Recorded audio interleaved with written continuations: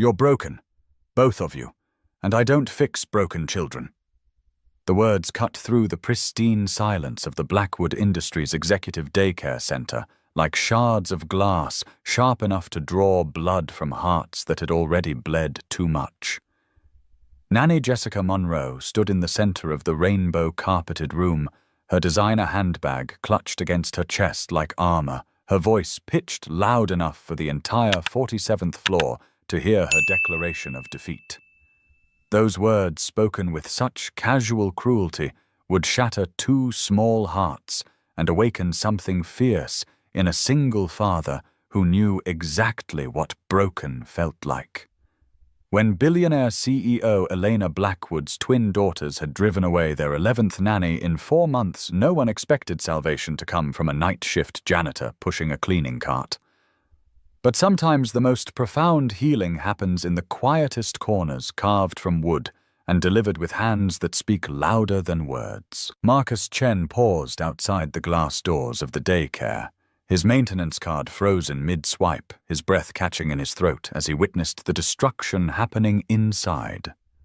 Through the transparent walls designed to showcase the company's family-friendly image, he could see two small, identical figures pressed against the far corner like shadows trying to merge with the wall itself. Isabella and Sophia Blackwood, 7 years old, sat with their backs rigid against the cheerfully painted surface, their matching red velvet dresses now wrinkled from hours of sitting in the same position. Their long, dark curls fell like curtains around faces that had learned to become porcelain masks, beautiful and perfectly blank. Their eyes held winter, not cold, but waiting for spring, waiting for someone to notice they were freezing. "I don't care if your mother owns this entire building." Jessica continued, her phone already in her trembling hand, her professional facade cracking like thin ice. 11 nannies have quit in 4 months. 11, you just sit there like little ghosts staring at nothing, saying nothing. It's creepy. It's wrong. And I'm done pretending I can help children who won't even try. The twins didn't move, didn't blink, didn't flinch. They stared straight ahead, as if the woman raging 3 feet away from them didn't exist, as if her words were just another layer of noise in a world that had become too loud, too painful, too much to face. Their silence fell like snow, beautiful but suffocating, covering everything in a blanket of protective numbness. Marcus should have kept walking. He had 3 more floors to clean before his shift ended at midnight, and getting involved in executive family drama was the fastest way to lose the job that barely kept him and his 7-year-old son afloat. But something about those 2 girls, the way they held themselves so still, so carefully, like they were trying to disappear into the walls themselves, made his chest tighten with a recognition that cut straight to his bones. He knew that stillness. He'd lived with it for 6 months after the accident that had stolen everything from him. He'd watched his own son Oliver retreat into that same terrible quiet after losing his hearing, and his mother in one horrific moment of twisted metal and shattered glass. He'd felt the weight of that silence, pressing down like water, drowning him slowly day by day, until breathing felt like betrayal. Before we continue, please tell us where in the world you're tuning in from. We love seeing how far our stories travel, and tonight this story of impossible healing and second chances might just reach the exact person who needs to hear it. The daycare had been transformed into something that looked like a child's dream, all soft pastels and rounded edges, with activity stations scattered throughout the open space. A reading corner with oversized cushions sat beneath a mural of flying books. Art tables gleamed with fresh supplies. A small indoor playground curved along one wall, its slides and climbing structures designed to challenge without overwhelming. Everything had been carefully chosen to stimulate joy, wonder, and growth. Everything except the 2 children who sat frozen in the corner, untouched by the magic surrounding them. Jessica stormed past Marcus without seeing him, her phone pressed to her ear like a weapon. Yes, Miss Blackwood, this is Jessica Monroe calling to inform you that I quit effective immediately. I can't work with children who won't even try. They need professional help, not a nanny. They need— Her voice faded down the corridor as she disappeared toward the executive elevators, leaving behind only the echo of her final cruelty. Marcus looked back at the twins through the glass, his maintenance uniform suddenly feeling heavier on his shoulders. 7 years old, maybe 8. The same age Oliver had been when his world had shattered. Their dark hair caught the soft lighting of the daycare, and their small hands were folded in their laps with the precision that came from learning that stillness was safer than movement, that silence was safer than speaking. The terrible practiced emptiness in their eyes was a language he understood fluently.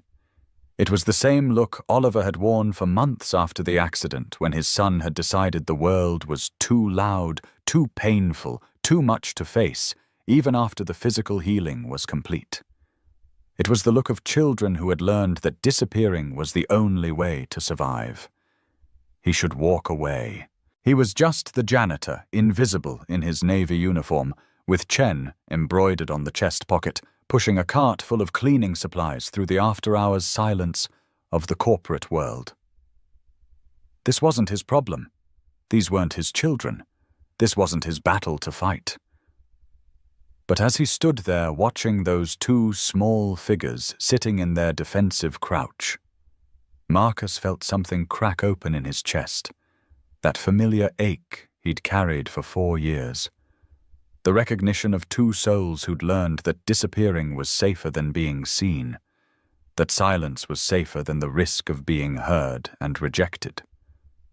The twins' heads turned slightly as he pushed his cart through the doors, their eyes tracking his movement with the wariness of small animals who'd learned that adults meant disappointment at best, cruelty at worst. Their shoulders tensed, preparing for another attack. Another adult who would demand they perform normal childhood in ways they couldn't remember how to access. Marcus made a choice. He pushed his cart slowly into the daycare center, moving with deliberate, unthreatening motions. The wheels rolled quietly across the polished floor, and he kept his eyes down, not staring, not demanding attention, just existing in their space without threat. "Hey," Marcus said softly, keeping his distance, positioning himself near the art tables about 15 feet away from where they sat. He didn't approach them directly, didn't tower over them, didn't do any of the things that made small, scared children feel smaller.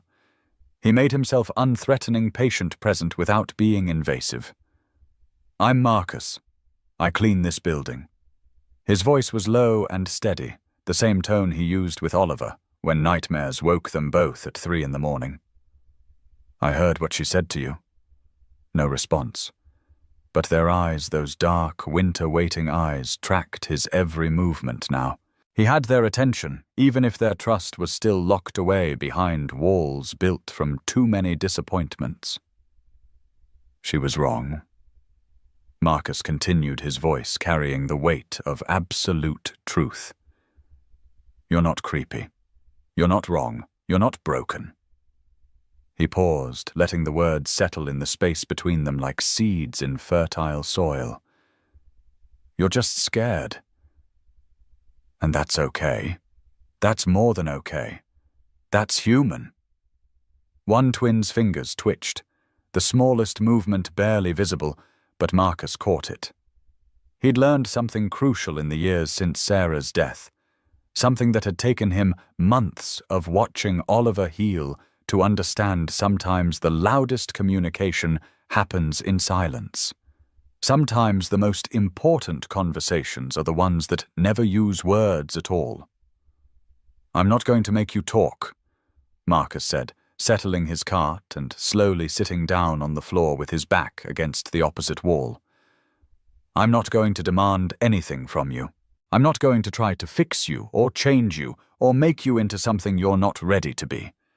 I'm just going to be here for a minute, and then I'm going to leave. Is that okay?" Still no verbal response.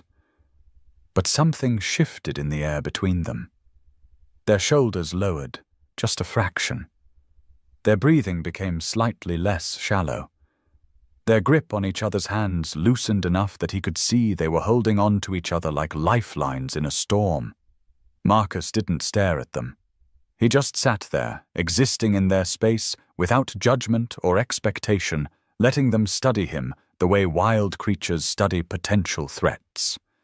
He understood instinctively that these children had been failed by adults who demanded performance, who insisted on responses, who needed them to prove their worth through words and smiles and the kinds of engagement that felt impossible when you were drowning in silence. 5 minutes passed. The only sounds were the quiet hum of the building's air conditioning and the distant murmur of the city 47 floors below. Marcus could feel the weight of their attention, the careful way they were measuring him, deciding whether he was safe or just another adult who would eventually reveal his true intentions. The daycare smelled of crayons and unfulfilled dreams of hope, deliberately manufactured and childhood carefully curated.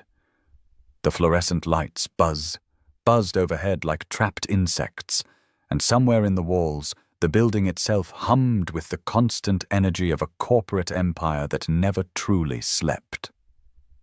Then Marcus stood up slowly, his movements careful and deliberate. He nodded once to the girls, a small gesture of acknowledgement and respect, and began pushing his cart toward the door. "I'll see you tomorrow," he said without turning around, making it a promise rather than a threat. "Same time. No pressure, no demands. Just me if you want the company." As the door closed behind him with a soft hydraulic hiss, he heard it, the softest exhale, like they'd been holding their breath since Jessica had started shouting, and finally felt safe enough to release it. The sound was barely audible, but to Marcus it might as well have been a shout of recognition, a whisper of hope, the first note of a song that hadn't been sung in far too long. Marcus pushed his cart down the hallway, his mind already working, already planning, already seeing the possibility of something beautiful rising from the ashes of something broken. Tomorrow he would come back and he would bring something with him, something small, something smooth, something that would say, without words, "You're not alone." Someone made this thinking of you. Someone carved away all the rough edges so it wouldn't hurt to hold. That night, 47 floors above Marcus Chen's humble apartment across the city, Elena Blackwood sat in her corner office staring at security footage that made no sense. The timestamp read 11:43 p.m. and the grainy black and white image showed her daughters in their usual position against the daycare wall. But there was something different about their posture, something she couldn't quite identify. Their shoulders seemed less rigid. Their faces turned toward someone just outside the camera's range. Elena had reviewed this footage 6 times in the past hour, trying to understand what had changed.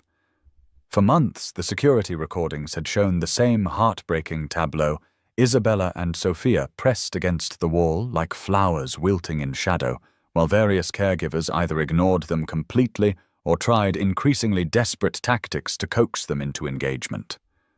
But tonight's footage showed something she hadn't seen since before David left. Tonight her daughters looked present, alert, as if they were actually seeing something instead of staring through the world like it was made of glass. Elena minimized the security window and rubbed her eyes, feeling the familiar weight of exhaustion settling into her bones. At 34, she ran a multi-billion-dollar technology empire that employed over 50,000 people worldwide. She could negotiate contracts that made or broke entire companies.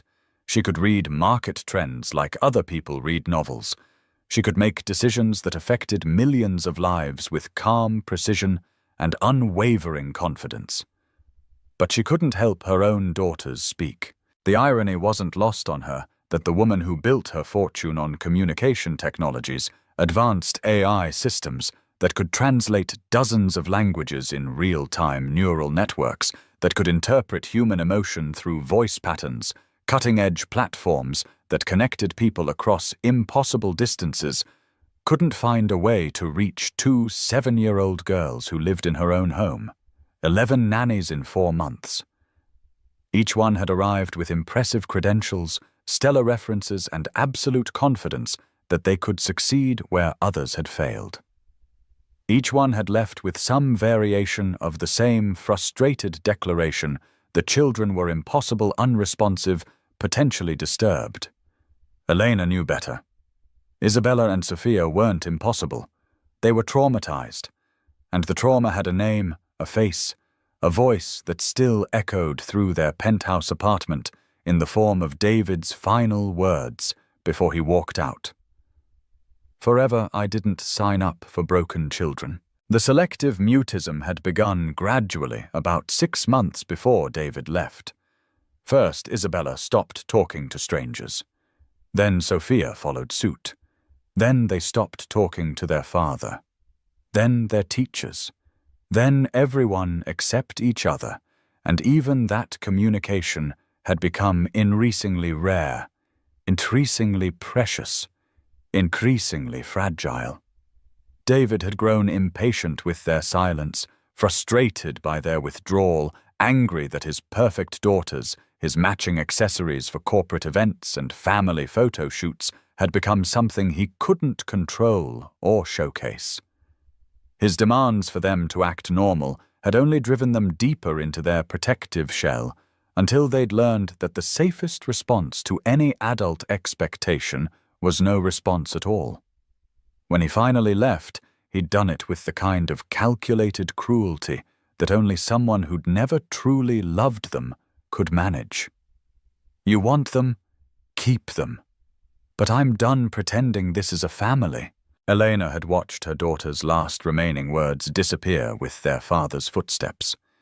In the year since his abandonment, they'd spoken perhaps a dozen words total, and most of those had been whispered between themselves in moments when they thought no one was listening. She'd thrown money at the problem with the desperation of someone who'd always been able to purchase solutions. Private therapists, child psychologists, specialists in childhood trauma, and selective mutism. Each one had offered theories and treatment plans and promises of eventual progress. Some had helped marginally. Others had made things worse. None had produced the miracle she was paying them to deliver.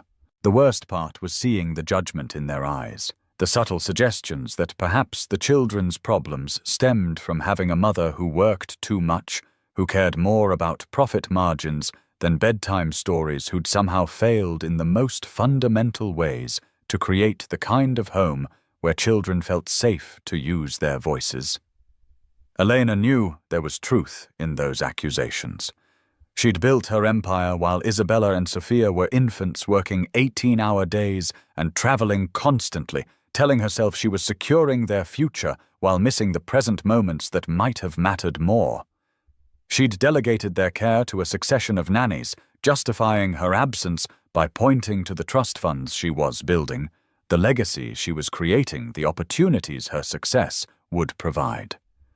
But now, staring at security footage that showed her daughters looking almost hopeful, for the first time in months, Elena felt a flicker of something she'd almost forgotten how to feel possibility. Someone had reached them. Someone had gotten through their walls in the span of a single evening, accomplished something that 11 trained caregivers and countless expensive specialists had failed to achieve. The footage didn't show who, but Elena made a mental note to review the building's employee records in the morning.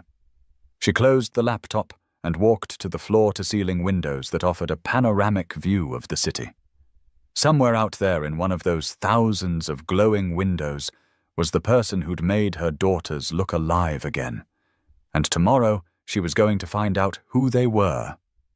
Far across the city, in a modest 2-bedroom apartment that could have fit inside Elena's office bathroom, Marcus Chen sat at a small workbench in the corner of the living room. Wood shavings scattered across the surface as his carving knife shaped a small piece of maple wood with movements that had become meditation therapy and prayer all at once. The scrape of blade against wood filled the comfortable silence, a rhythm that had become as familiar as breathing over the past 4 years. This was where Marcus did his real work, Not the cleaning and maintenance that paid the bills, but the careful crafting of hope into forms small enough to hold in frightened hands. Dad. Marcus looked up to find Oliver standing in the doorway in his dinosaur pajamas, rubbing sleep from his dark eyes. His 7-year-old son padded across the hardwood floor in bare feet, drawn by the soft light of the desk lamp and his father's late-night ritual. Marcus's hands moved in the fluid gestures of American Sign Language, a language that had become their lifeline after the accident stole Oliver's hearing and Sarah's life. "Can't sleep, buddy." Oliver shook his head and climbed onto the stool beside his father's workbench, peering at the half-carved object, taking shape in Marcus's careful hands. His small fingers traced the air above the wood, feeling for the vibrations that told him when his father was working. "What are you making?" Oliver signed his movements, still sometimes hesitant, but growing more confident each day. "A fish for 2 girls who need something to hold on to." Marcus replied, his hands painting the explanation in the air between them. Oliver tilted his head with the curiosity that had survived everything else that had been taken from him. "Like my fish."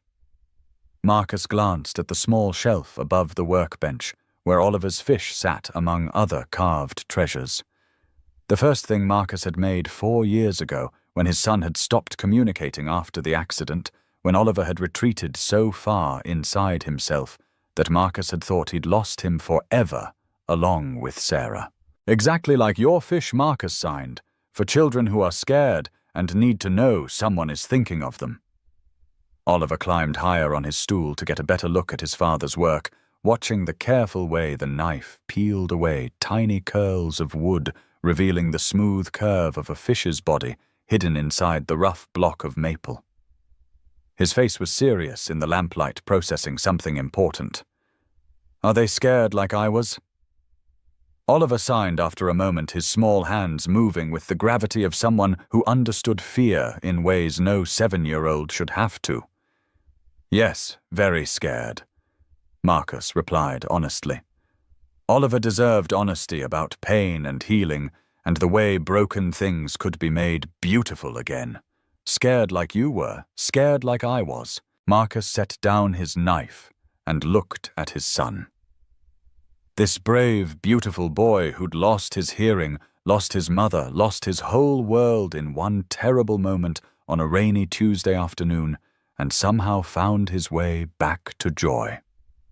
Oliver's dark hair stuck up at odd angles, and his pajamas were inside out, because he'd dressed himself, and his face held the sleepy softness of childhood reclaimed.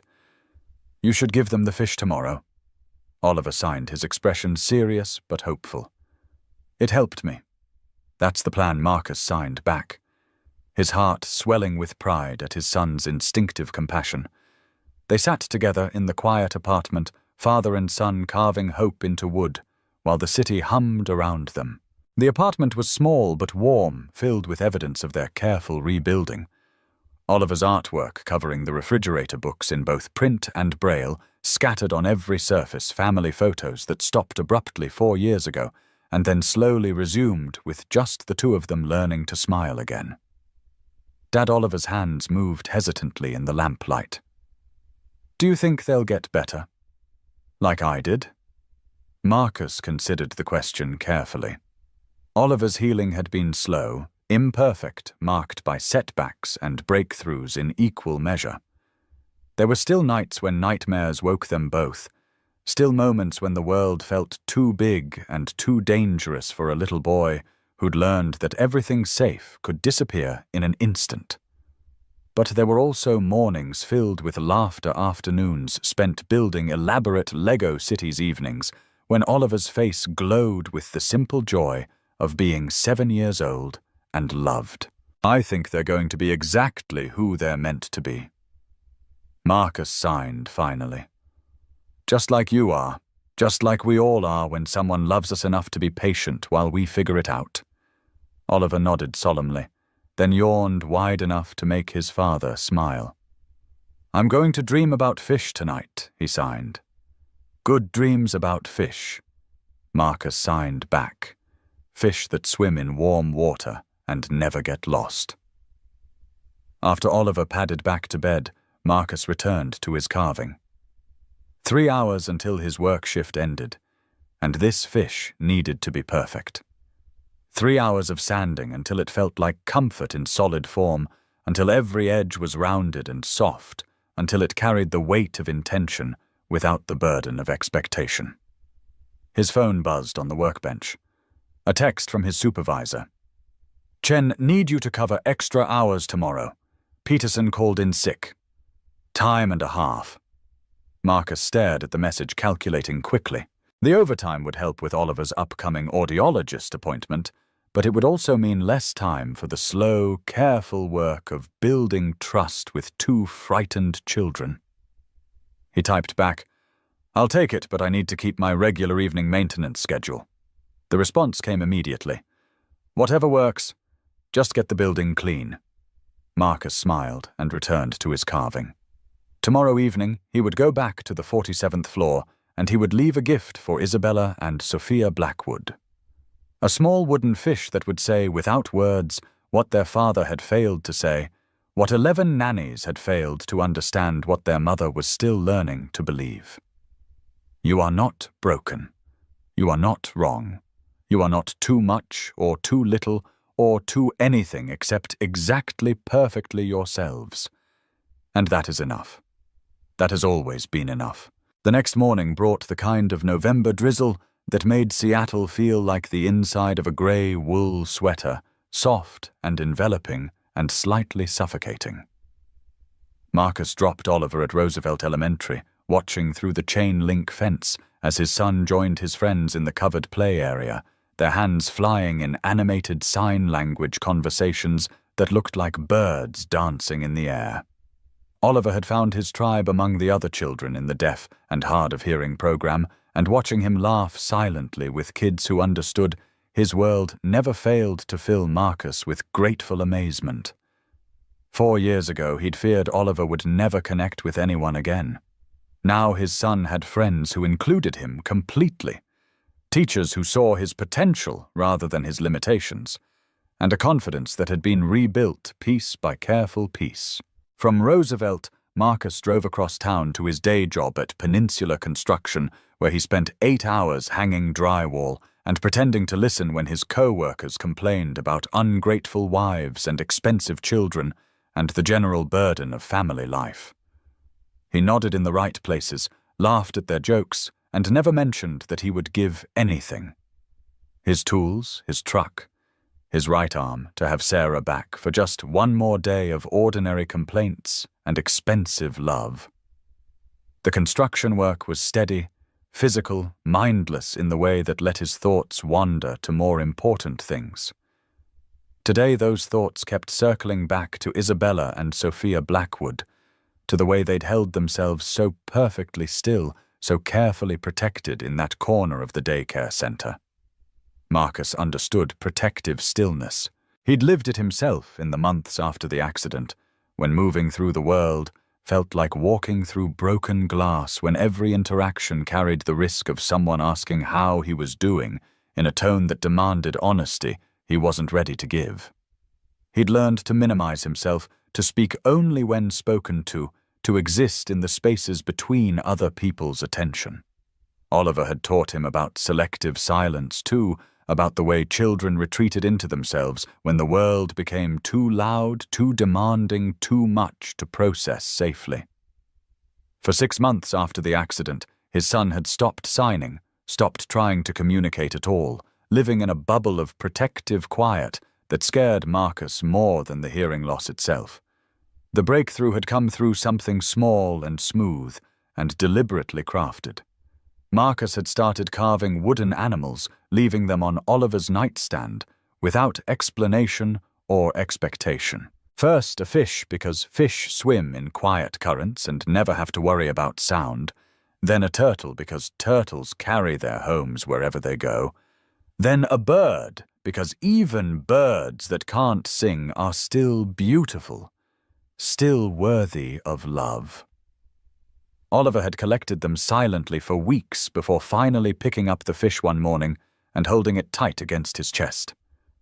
That afternoon, he'd signed his first word in half a year. "Thank you." Now hanging drywall in a half-finished office building while rain drummed against the windows, Marcus planned his approach with Isabella and Sophia. He wouldn't repeat the mistake most adults made with traumatized children demanding engagement, insisting on eye contact, trying to force connection through sheer determination and good intentions. Instead, he would offer presence without pressure, consistency without conditions, safety without strings attached. He would show up, leave something beautiful, and walk away before they could feel threatened by his attention. He would let them control the pace, the depth, the very existence of any relationship that might grow between them. Marcus finished his shift at 3 o'clock and drove home through rush-hour traffic, using the time to refine his plan. Oliver's school let out at 3:30, which gave Marcus just enough time to shower, change clothes, and collect the wooden fish he'd finished the night before. By the time Oliver burst through the front door, backpack flying and homework assignments scattered in his wake, Marcus was ready to be fully present for the after-school routine they'd perfected over the years. "How was your day?" Marcus signed as Oliver dumped his backpack on the kitchen table and began the daily archaeological dig for completed homework. "Good," Oliver signed back, then paused in his paper, shuffling to fix his father with a knowing look. "Are you going to see the scared girls tonight?" Marcus had learned not to be surprised by his son's uncanny ability to read emotions and intentions. Losing his hearing had made Oliver more attuned to visual cues, more sensitive to the subtle signals that revealed what people were really thinking and feeling. Yes, Marcus signed honestly. "I'm going to leave the fish where they can find it. Can I come with you sometime?" Oliver's question was casual, but Marcus caught the deeper current underneath.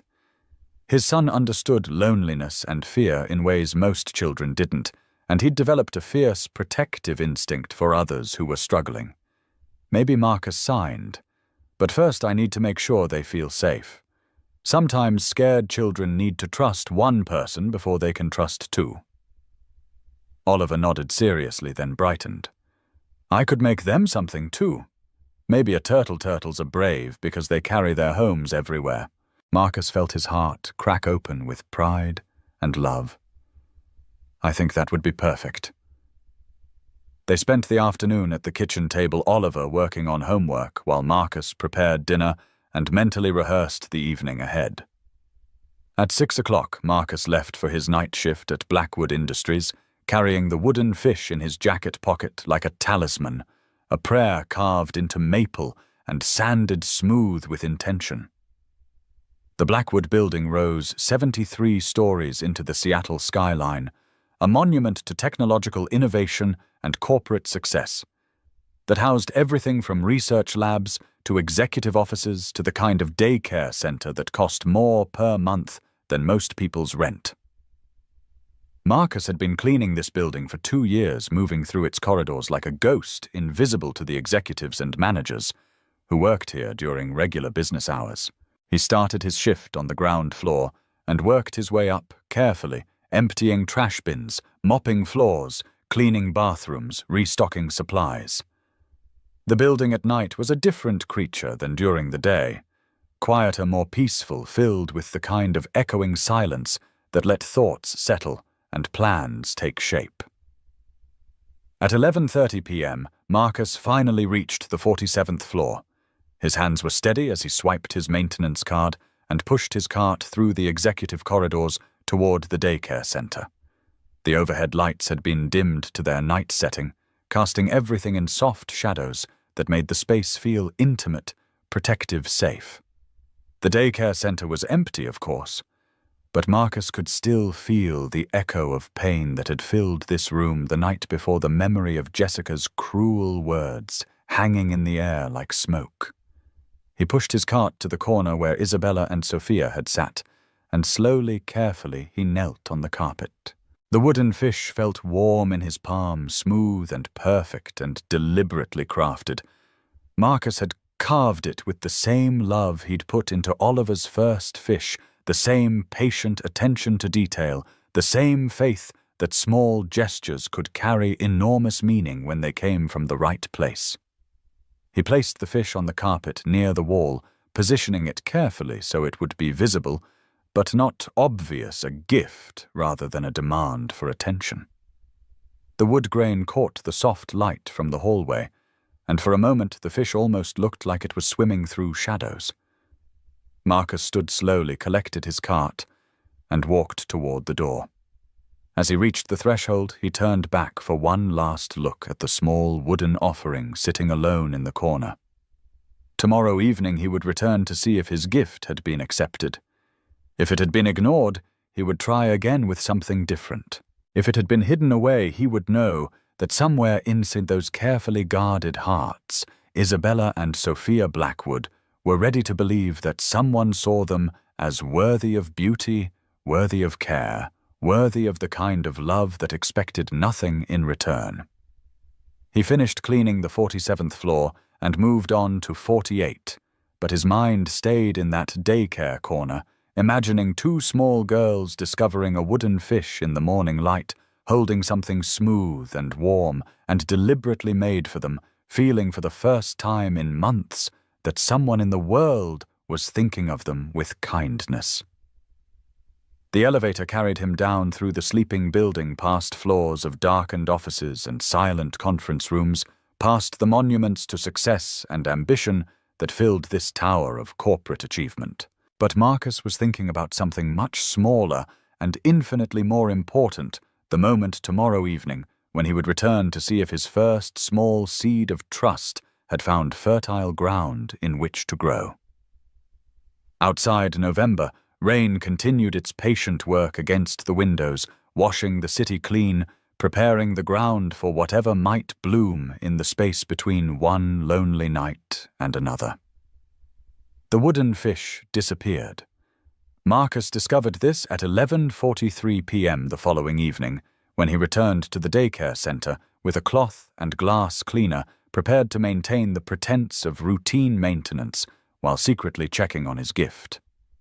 The corner where Isabella and Sophia Blackwood typically sat was empty of children, empty of furniture, but also empty of the small carved fish he'd left 24 hours earlier. Either custodial staff had thrown it away, mistaking it for trash, or two frightened little girls had claimed it as their own. Marcus chose to believe in the possibility that mattered most. That night he carved a second gift, a bird in flight wings, spread wide, beak pointed toward freedom. The next evening brought a wooden star, 5 points perfectly. Even edges rounded smooth, so small fingers could trace the shape, without risk of splinters. The fourth night, a heart, because hearts were universal, because everyone needed to know their own heart mattered, because love was the point of everything else. Each evening Marcus followed the same ritual. He would complete his regular cleaning duties on the 47th floor, saving the daycare center for last. He would enter quietly, respectfully, always with a legitimate reason for being there, checking air vents, wiping down surfaces, emptying bins that were already empty. And always he would leave something small and beautiful in that corner where two children had learned to make themselves invisible. Each morning the previous night's gift would be gone. By Thursday evening, Marcus knew with absolute certainty that Isabella and Sophia were collecting his offerings. The knowledge filled him with a quiet joy that felt like the first warm day after a long winter, like watching Oliver take his first tentative steps back toward communication, like proof that hope was never wasted, even when it felt impossibly small. The nannies rotated through the daycare center, like seasons, each one arriving with fresh optimism and departing with familiar frustration. Marcus watched them through the security of his invisible status, noting their strategies, their failures, their mounting desperation, as they encountered children who had learned that silence was survival. Thursday's nanny was a young woman named Patricia, who'd clearly studied child development and positive behavioral reinforcement. She tried game songs, story time with animated voices and exaggerated expressions. She offered choices.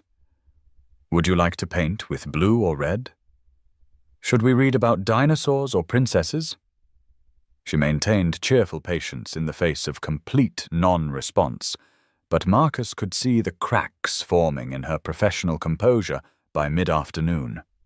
Friday brought Margaret a grandmother type with 40 years of childcare experience who'd raised 6 children and countless grandchildren. She took a different approach, sitting quietly near the twins knitting while she hummed old lullabies offering presents without pressure. Marcus approved of her strategy, but even Margaret left at the end of her shift looking defeated, shaking her head at the impossibility of connecting with children who'd decided connection was too dangerous. On Friday evening, Marcus brought his 5th gift, a wooden butterfly wings spread wide, body carved, slender and graceful. But this time, instead of simply placing it and leaving, he made a choice that would change everything.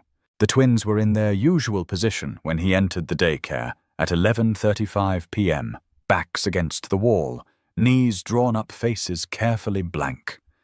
They didn't acknowledge his presence, but Marcus had learned to read the subtle signs of their attention, the slight turn of Isabella's head, the way Sophia's fingers stopped their repetitive tracing patterns, the almost imperceptible shift in their breathing that told him they were tracking his movements.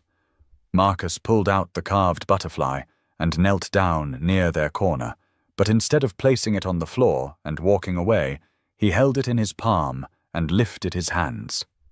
For you, he signed the words, painted in the air with movements that had become second nature, as natural as breathing, as essential as heartbeats.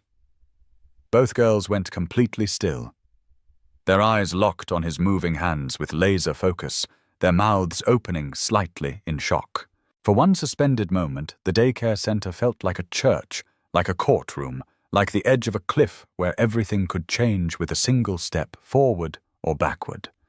Marcus signed again, slowly and carefully, letting them see every movement, every word. My name is Marcus. I won't hurt you.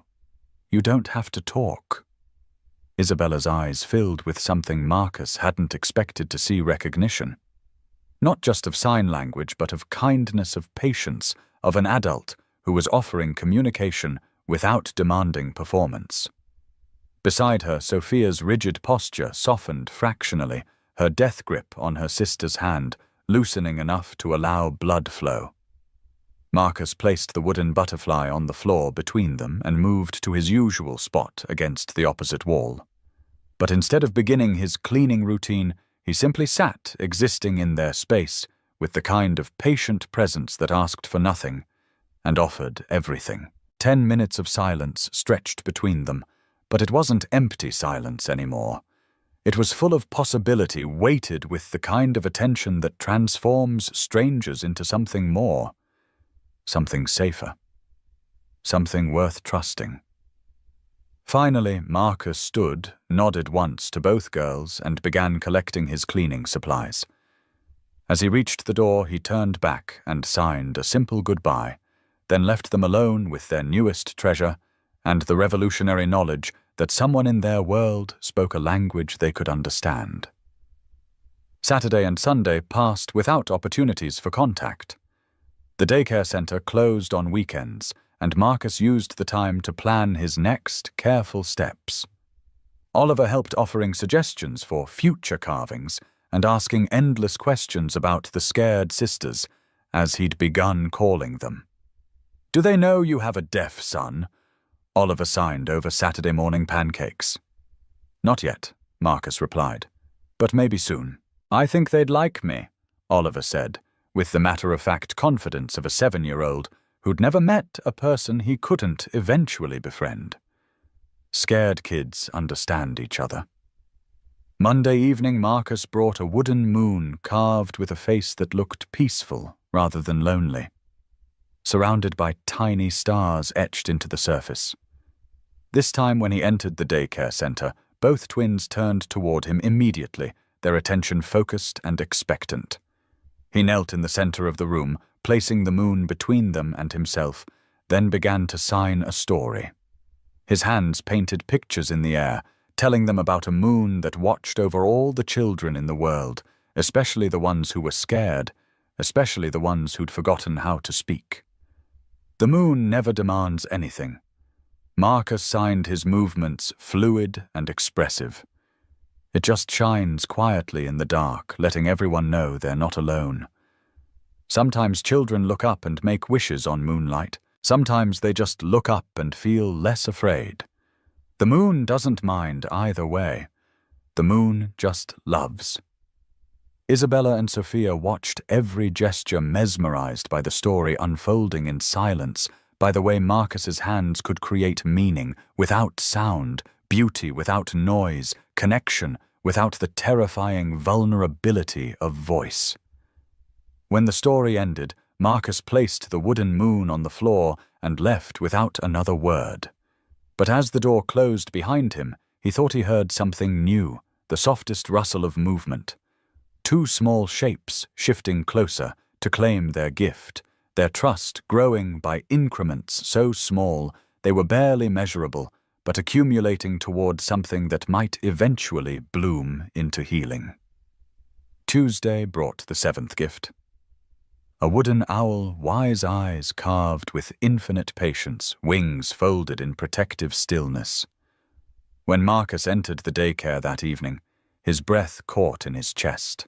The twins had arranged all 6 previous carvings in a perfect circle on the floor in front of them. Fishbird, star, heart, butterfly, moon. A mandala of trust, an offering in return for offerings, received a response that spoke louder than any words could have managed. Marcus's eyes stung with sudden emotion as he knelt and placed the owl in the center of their circle. "This one is wise," he signed. "It sees everything but judges nothing. It watches over those who need protection." For a long moment they all sat in the sacred silence of shared understanding. Then, slowly trembling with the weight of what she was about to risk, Isabella lifted her small hands. Her fingers formed careful, uncertain shapes. Muscle memory from months of therapy sessions she'd endured without engagement. "Thank you."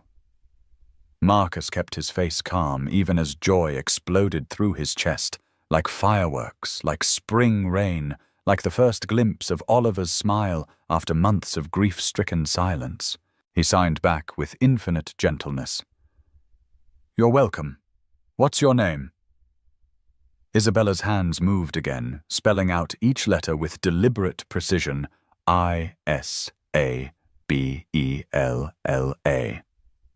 Her sister watched this brave act of communication, then gathered her own courage and lifted trembling hands. Sophia. Beautiful names, Marcus signed, and meant it with every fiber of his being. "It's nice to meet you, Isabella and Sophia." They sat in the miracle of first contact, 3 people who had found a language that transcended sound.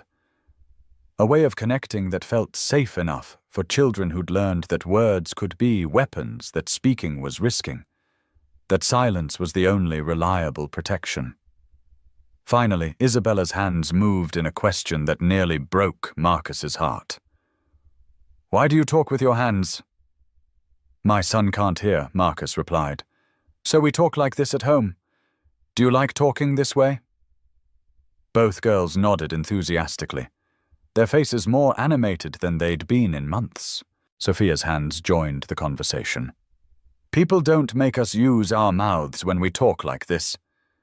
Understanding crashed over Marcus like a wave, sudden and complete and devastating.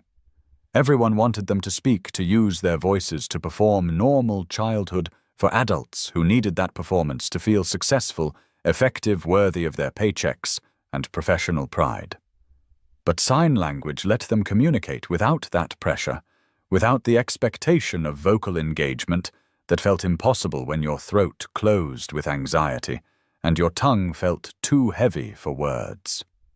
Sign language was a refuge where silence was not failure, but simply a different way of being human. "You never have to use your mouth with me," Marcus signed with fierce protectiveness. "Your hands say everything just fine." Isabella's fingers moved hesitantly. "Our therapist taught us to sign." After we stopped talking, she said, "Maybe we could talk this way instead." "That was a good therapist," Marcus replied. "This is a real language, just as good as speaking. Maybe better because it's beautiful to watch." For the first time since he'd started visiting them, something shifted in their faces. Not quite smiles, but close. Relief, recognition, hope.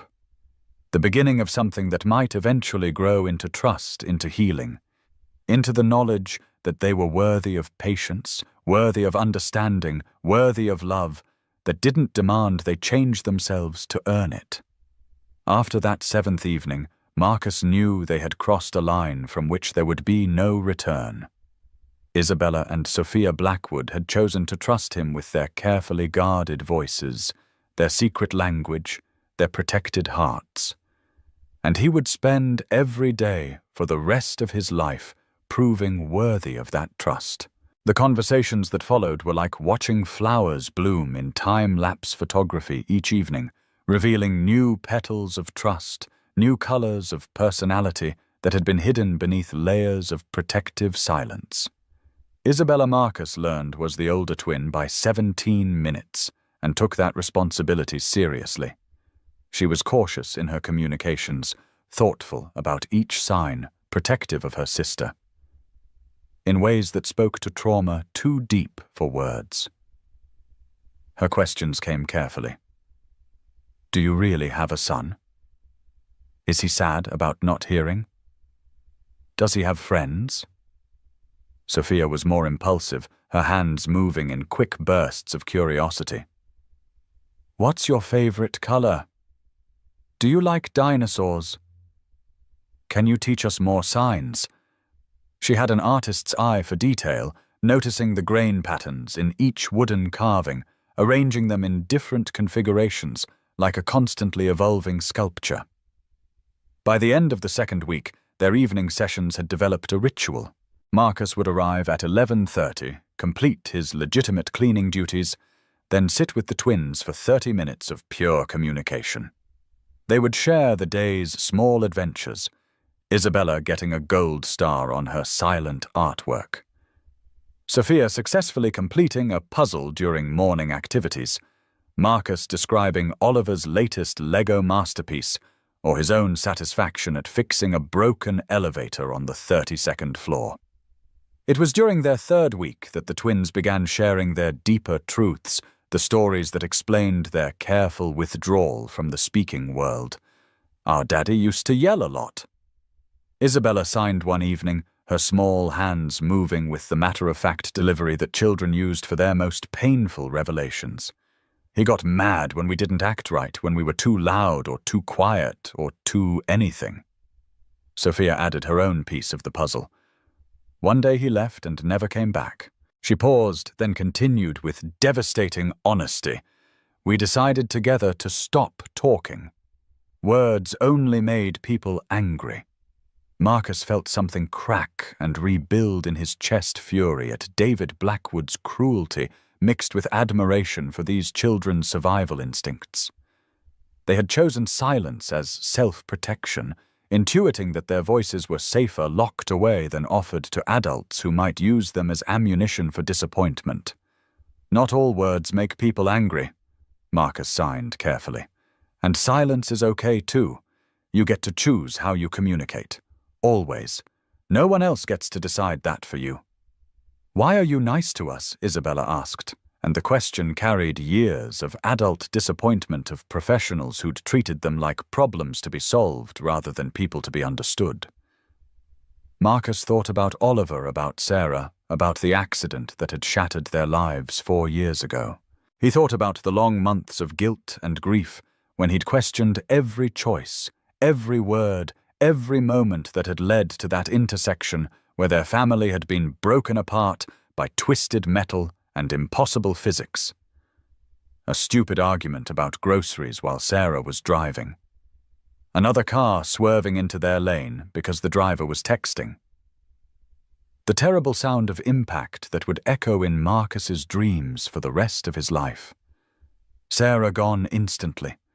Oliver losing his hearing when his head struck the window with enough force to damage the delicate mechanisms of his inner ear. He thought about the 6 months afterward, when Oliver had stopped communicating altogether, retreating into a silence so complete that Marcus had feared his son was disappearing entirely. The guilt that still whispered in dark moments. You distracted her. You could have stopped talking. You could have been driving instead. He thought about quitting his job as a pediatric nurse because he couldn't face that much life anymore, that many parents trusting him with their children's welfare when he'd failed to protect his own family. About becoming invisible as a janitor, because invisibility felt safer than being seen, safer than the possibility of failing someone else who needed him. Because I know what it's like to be scared, Marcus signed, finally. And I know what it's like when someone sees you anyway. The honesty in his answer seemed to satisfy something deep in both girls. Isabella nodded solemnly while Sophia scooted closer to him, still maintaining careful distance, but no longer pressed against the wall like she was trying to merge with the paint. "Can we meet your son, Sophia?" asked one evening in early December, her question startling Marcus with its implications. If they wanted to meet Oliver, it meant they were beginning to think beyond their current situation, beginning to imagine a world where trust could expand beyond this single relationship. "I'd like that," Marcus replied. "But first I need to ask your mother's permission." Both twins went still at the mention of Elena, their faces closing off like flowers sensing frost. It was Isabella who finally explained, "She's always working. She tries, but she doesn't understand. She wants us to be normal." "What if I talked to her?" Marcus offered. "What if I explained that you are normal, just different? That sign language isn't giving up on speaking, it's choosing how to communicate." The twins exchanged one of their wordless conversations, the kind of twin telepathy that happened too quickly for outside observation. Finally, Isabella signed, "You would really do that? Talk to our mum if you want me to." Marcus confirmed, "But only if you want me to." It was Sophia who made the decision. "Yes, tell her we're not broken. Tell her we just talk different." That night, Marcus spent an hour crafting the most important email of his professional life. He explained his background in pediatric nursing, his personal experience with childhood trauma and communication disorders, his observations about Isabella and Sophia's intelligence and emotional depth. He requested a meeting to discuss what he'd learned about their communication preferences and their potential for continued healing. He sent the email at 3:47 a.m. and received a response at 6:23 a.m. "Mr. Chen, I would very much like to meet with you. Are you available this afternoon?" E. Blackwood. The meeting was scheduled for 2 p.m. in Elena's office, giving Marcus just enough time to arrange childcare for Oliver and change from his construction clothes into the only suit he owned, a navy blue remnant from his nursing career that still fit reasonably well despite 4 years of different work. The elevator ride to the 47th floor felt like ascending toward Judgment Day. Marcus had cleaned Elena Blackwood's office dozens of times, but he'd never imagined sitting across from her desk as anything other than invisible support staff. Now he was about to advocate for her daughter's right to communicate in their own language, their own timeline, their own completely valid way of being human. Elena Blackwood was smaller than he'd expected. Her presence made powerful more by intensity than physical stature. She wore a tailored black dress that probably cost more than Marcus made in a month, but her eyes held the same exhausted worry he'd seen in countless parents during his nursing career. The specific fatigue that came from loving children you couldn't figure out how to help. "Mr. Chen," she said, gesturing for him to sit in the chair across from her desk. I have to admit I'm both grateful and confused. In 24 years of running this company, no one has ever requested a meeting to discuss my daughters. Most people pretend they don't exist. Marcus took a breath, thinking of Isabella and Sophia sitting in their corner, trusting him to speak for them when they couldn't speak for themselves. They exist, Ms. Blackwood. They're brilliant, creative, funny, and incredibly resilient. They're just communicating in a language that most people haven't taken the time to learn. Elena's eyes filled with something Marcus recognized as desperate hope mixed with protective skepticism. "Show me," she said simply. And so Marcus did. He spent 45 minutes explaining selective mutism trauma responses, the validity of non-verbal communication, and the specific strategies that were working with Isabella and Sophia. He demonstrated some of the sign language conversations they'd shared, translated their questions, and observations painted a picture of two children who weren't broken or defiant, but rather brilliantly adaptive, protecting themselves in the only way they knew how. By the end of his presentation, Elena Blackwood was crying quiet tears that she didn't bother to hide. "They've been trying to tell me they're okay," she whispered. "All this time I thought I was failing them, and they've been trying to tell me they're okay, just different." "They love you," Marcus said gently. "They just need you to love them back in their language." Elena nodded, wiping her eyes with the back of her hand. "What do you need from me?" "Money for therapy. Different specialists." "I'll pay for anything. I need permission to bring my son to meet them," Marcus said. "And I need you to consider learning sign language not as a way to fix them, but as a way to join them where they are." "Done," Elena said immediately. "Both. Whatever it takes." That evening, Marcus brought more than just a wooden carving to the daycare center. He brought Hope official permission and the news that would change everything for two little girls who'd been waiting their entire lives for someone to see them as worthy of accommodation rather than correction. "Your mother wants to learn sign language," he told Isabella and Sophia, watching their faces transform with shock and cautious joy. And she said, "I can bring Oliver to meet you tomorrow." For the first time since Marcus had known them both, twins smiled. Real smiles that reached their eyes, that cracked their careful masks, that revealed the children they'd always been underneath the protective silence. Tomorrow, Sophia signed with wonder. Tomorrow we meet your son. Tomorrow, Marcus agreed, everything changes. Elena Blackwood had spent exactly 47 sleepless hours learning basic American Sign Language from online tutorials, mobile apps, and a hastily purchased textbook that promised conversational ASL in 7 days. Her hands ached from practicing finger positions, her brain felt stretched thin from memorizing vocabulary, and she'd never been more nervous about a conversation with her own children. She entered the daycare center at 11:25 p.m. on Thursday. 5 minutes before Marcus's usual arrival time, her palms sweating inside business-appropriate gloves, her heart hammering against her ribs like a trapped bird. Through the large windows she could see Isabella and Sophia in their familiar corner. But tonight something was different. They weren't pressed against the wall like frightened animals. They were sitting cross-legged, facing each other, hands moving in the fluid conversations Marcus had described. They were talking, really talking. Their faces animated with an engagement Elena hadn't seen since before David left, since before their world had shattered, and they'd decided words were too dangerous to trust to the air. Elena stood frozen outside the daycare doors, watching her daughters communicate with a fluency and joy she'd almost forgotten they possessed.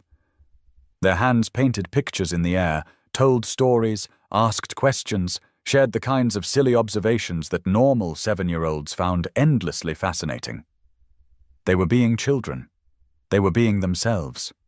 For the first time in over a year, Elena felt like she was seeing her daughters instead of their trauma. The elevator chimed softly behind her, and Elena turned to see Marcus Chen emerging with his cleaning cart. But tonight, he wasn't alone. A small boy with dark hair and serious eyes walked beside him, carrying a backpack that looked hand-decorated with fabric markers and a determined expression that reminded Elena sharply of Isabella when she was preparing to be brave about something scary. Ms. Blackwood Marcus signed as he spoke, his hands moving in careful, deliberate gestures. "This is my son Oliver." The boy stepped forward and signed with the confidence of a native speaker. "Hello, Miss Blackwood. My dad says your daughters are very nice. I'm excited to meet them." Elena's eyes filled immediately. She'd been practicing those exact phrases for 2 days, but seeing them used in real conversation, understanding them without effort, feeling included in the silent language her children preferred, it was overwhelming in the most beautiful possible way. "Hello, Oliver." Elena signed back, her movements hesitant but clear. "Thank you for coming." Marcus smiled with obvious pride. Oliver wanted to bring them something he signed, then spoke aloud for Elena's benefit while continuing to sign. "Show her what you made." Oliver reached into his backpack and pulled out 2 carved wooden turtles, smaller than Marcus's work, but perfectly formed, painted in soft greens and blues with careful attention to detail that spoke to hours of patient work. Turtles carry their homes everywhere, Oliver signed seriously. So they're never lost, never scared. I thought Isabella and Sophia might like to have homes they can carry too. Elena pressed her hand to her mouth, overwhelmed by this 7-year-old's instinctive understanding of what her daughters needed. Portable safety, tangible comfort. The knowledge that home could be something small enough to hold when the world felt too big and too dangerous. "They're going to love them." Elena managed to sign, then added aloud, "They're going to love you." Marcus swiped his card and opened the daycare doors, but before they could enter, he turned to Elena with an expression of gentle warning. "Let them set the pace," he signed and spoke. No pressure, no expectations. Just presence. Elena nodded, understanding in her bones that this moment was fragile, precious, capable of shattering, if handled with anything less than infinite care. Inside the daycare, Isabella and Sophia looked up from their silent conversation, their faces cycling through surprise, curiosity, and cautious hope as they saw their mother flanked by Marcus and a boy their own age.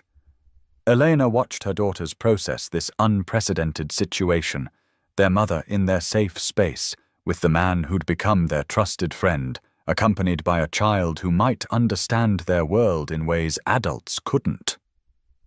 Oliver stepped forward first, his movements confident but unthreatening. He waved and signed, "Hi, I'm Oliver. I'm 7. My dad says you talk with your hands too." Isabella and Sophia exchanged one of their wordless conversations, faster than thought. Then Isabella signed back. "We're 7 too. We heard about you. You're deaf." "Yes," Oliver signed matter-of-factly. "But it's not sad. I hear with my eyes, and I talk with my hands, and I have friends who understand me. Dad says you understand too." Sophia's face lit up with something Elena had almost forgotten existed, pure childhood delight at meeting someone who shared their experience. "We know lots of signs." "Want to see?" What followed was the most beautiful 20 minutes of Elena's recent memory. Oliver sat with Isabella and Sophia comparing vocabularies, teaching each other new signs, sharing the wooden animals they'd all received from Marcus. They giggled silently at jokes only children found funny, tested each other on alphabet fingerspelling, and created an instant friendship based on the simple recognition that they belonged to the same tribe. Elena sat on the floor nearby, close enough to participate, but far enough away to let the children control their own interactions. Marcus settled beside her, and together they watched 3 children create a world where sign language wasn't accommodation or therapeutic intervention, it was simply the most natural way to communicate. Sophia's telling Oliver about the wooden circle, Marcus murmured, translating the rapid-fire signing.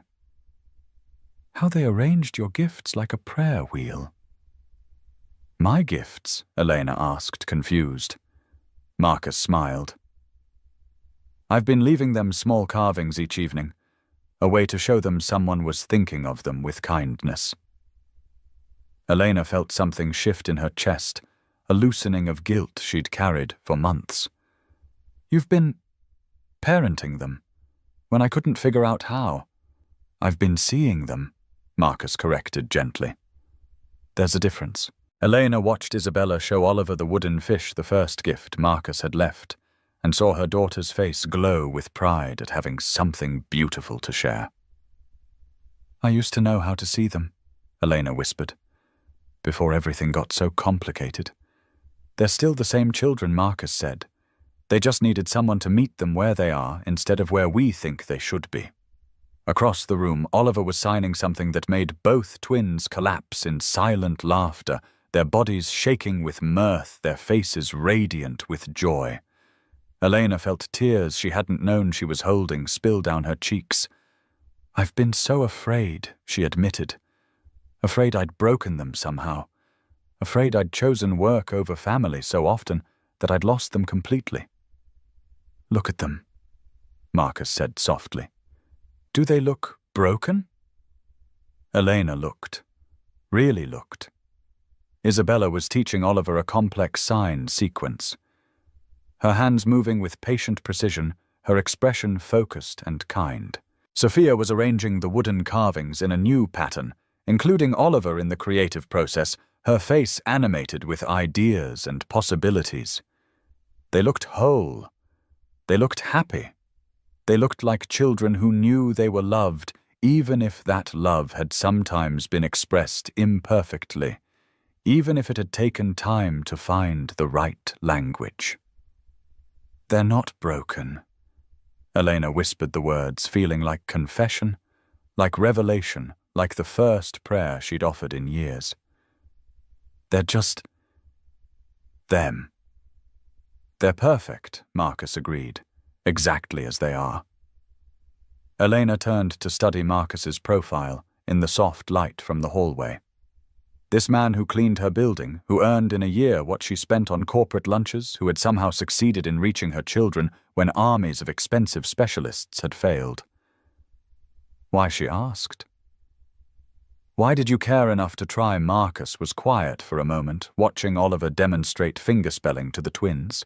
4 years ago, I lost my wife in a car accident. Oliver lost his hearing in the same crash. Afterward, he stopped communicating completely, not just speech, but sign language too. He just disappeared inside himself. Elena felt her heart break for this man's losses, for the ways trauma rippled through families like stones thrown in still water. For 6 months I thought I'd lost him too. Marcus continued. Not physically, but the child he'd been. Happy, curious, connected. Then I started carving wooden animals, leaving them where he could find them. No pressure, no expectations. Just small reminders that someone was thinking of him with love. And it worked, Elena asked. Eventually, slowly. It wasn't the carvings themselves, it was the consistency. The message that someone would keep showing up, keep caring, keep believing he was worth the effort, even when he couldn't respond. Elena nodded, understanding blooming in her chest. Isabella and Sophia needed someone to show up. They needed someone to believe they were already enough. Marcus said, not broken things to be fixed, but whole people deserving of patience and accommodation. Across the room, Oliver was showing the twins how to sign Dinosaur, his favorite topic of conversation. Isabella's hands followed his movements carefully, while Sophia giggled at the fierce expression Oliver made to accompany the sign. I want to learn, Elena said suddenly. Not just basic vocabulary, but fluency. I want to be part of their world instead of expecting them to join mine. Marcus smiled. I know someone who gives excellent lessons. Oh, Elena asked. His name is Oliver Chen, and he's very patient with beginners. Elena laughed, a sound of pure joy that made all 3 children look over with curiosity. She signed her first real message to her daughters. I love you. I'm learning your language. Isabella's face transformed with shock, then wonder, then something that looked like forgiveness. She signed back. We love you too, Mama. And Sophia, irrepressible. Sophia added, You're not very good yet, but you'll get better with practice. Elena laughed again. Tears streaming down her face, her heart feeling lighter than it had in months. Marcus was right, they weren't broken. They were brilliant, funny, compassionate children who had adapted to their circumstances with remarkable resilience. They'd been trying to tell her they were okay all along. She'd just needed to learn their language to hear them. As the evening ended and Marcus began gathering his cleaning supplies, Elena felt something she hadn't experienced in over a year, hope for her family's future. Not hope that Isabella and Sophia would change to meet her expectations, but hope that she could change to meet them where they were, to love them in the language they preferred, to build a relationship based on understanding rather than correction. Same time tomorrow, Marcus asked as he and Oliver prepared to leave.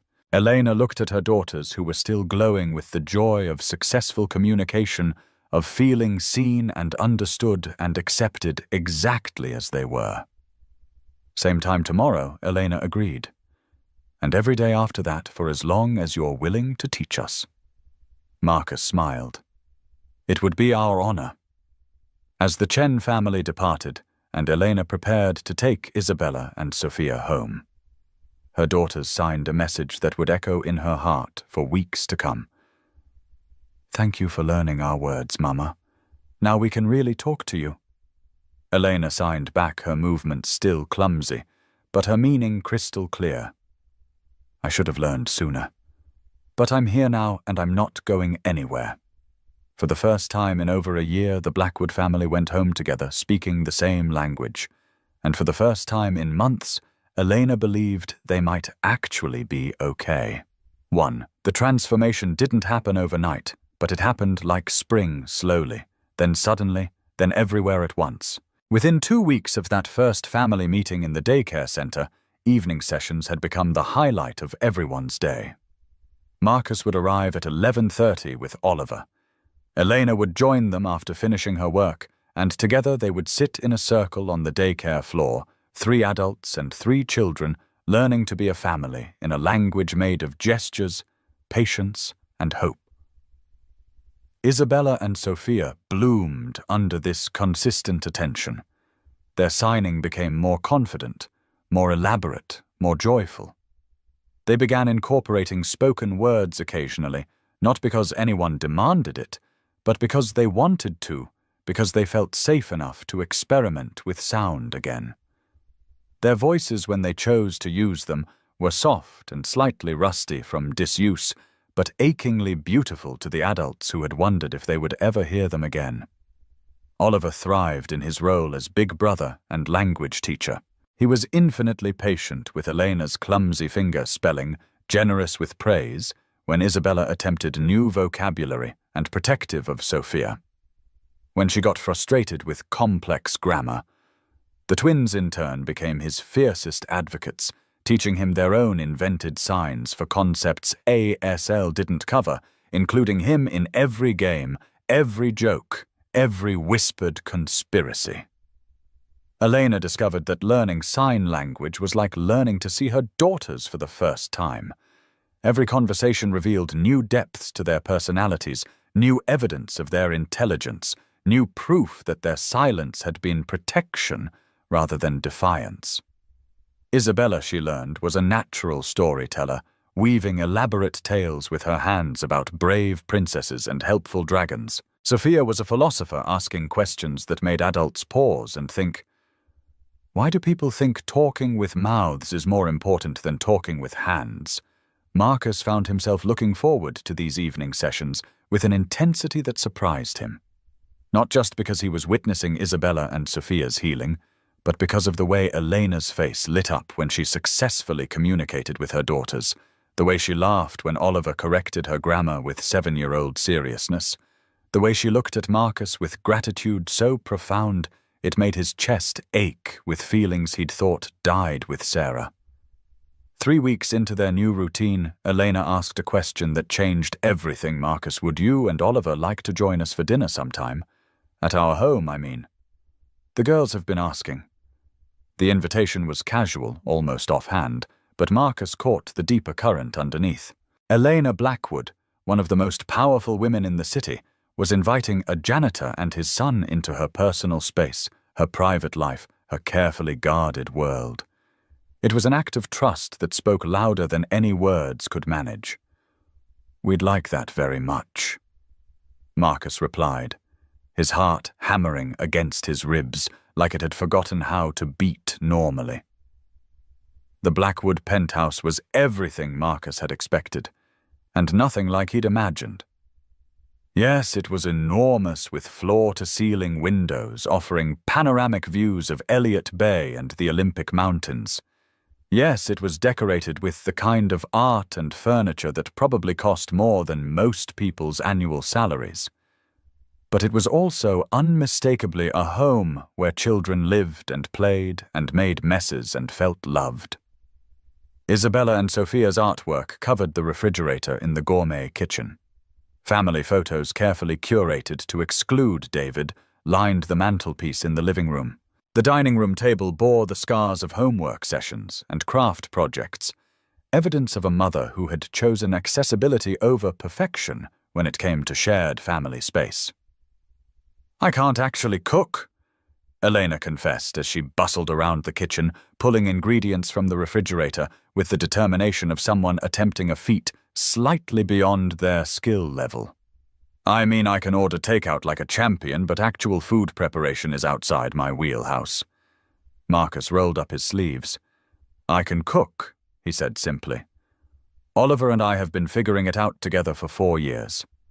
What followed was the most intimate evening Marcus had experienced since Sarah's death. While the children played in the living room, Oliver teaching the twins card games while they taught him elaborate clapping patterns, Marcus and Elena worked side by side in the kitchen, creating a meal from ingredients she'd optimistically purchased without any clear plan for assembly. You don't have to do this, Elena said, as Marcus demonstrated proper knife technique for chopping vegetables. I invited you for dinner, not to cook dinner.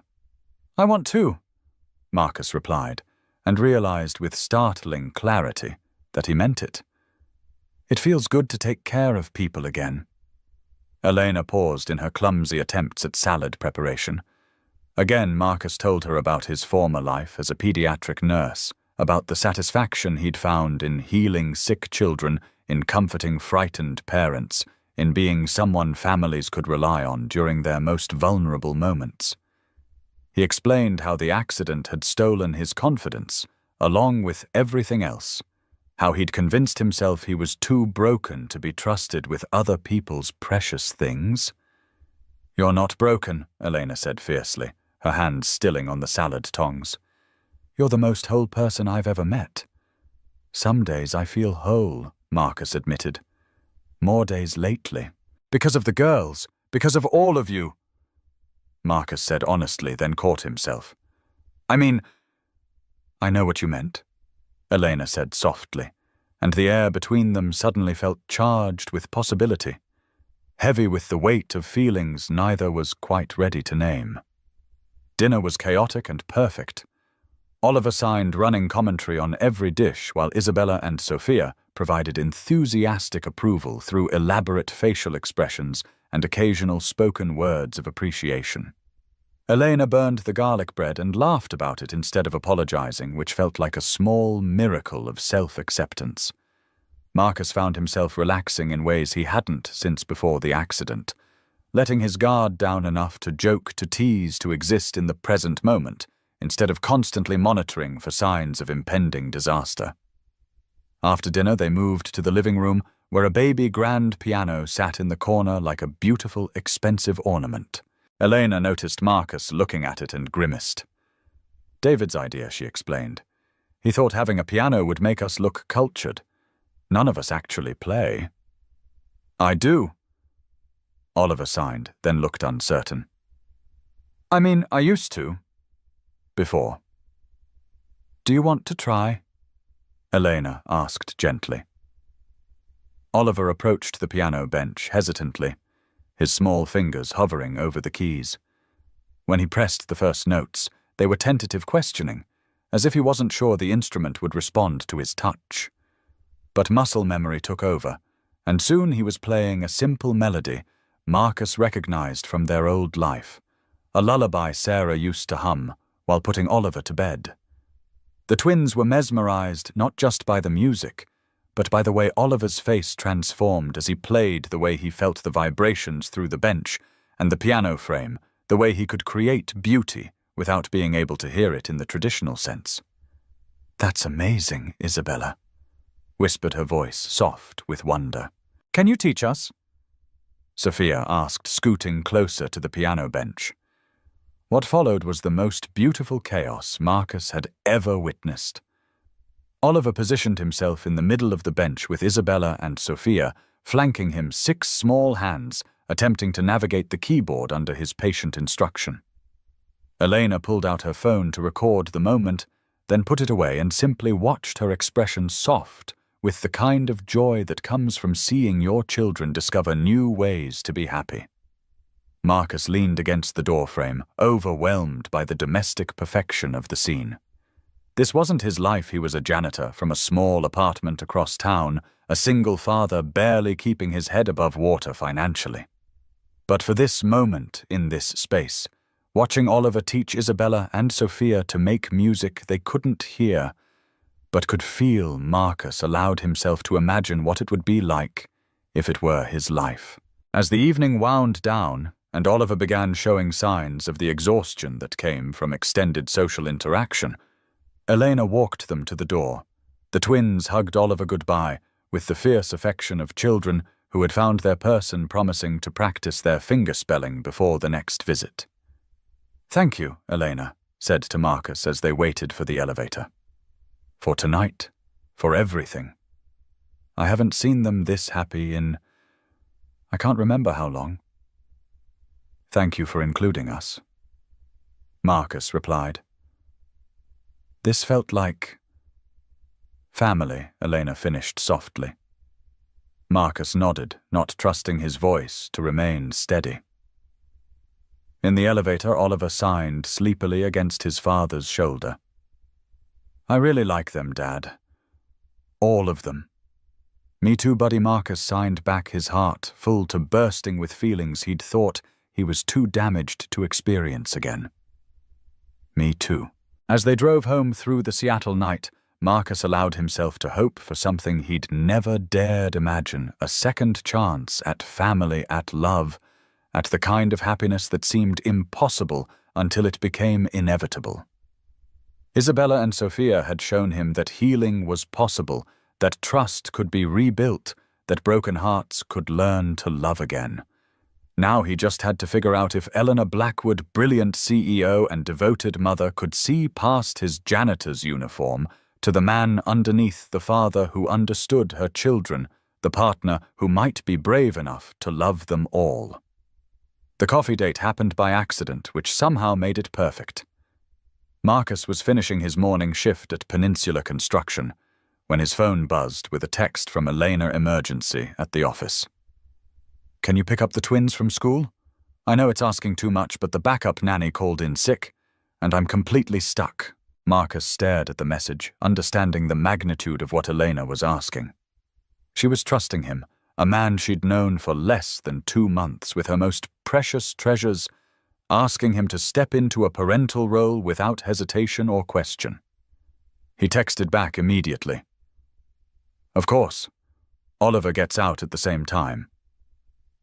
We'll make it an adventure." What followed was one of the most chaotic and joyful afternoons of Marcus's recent memory.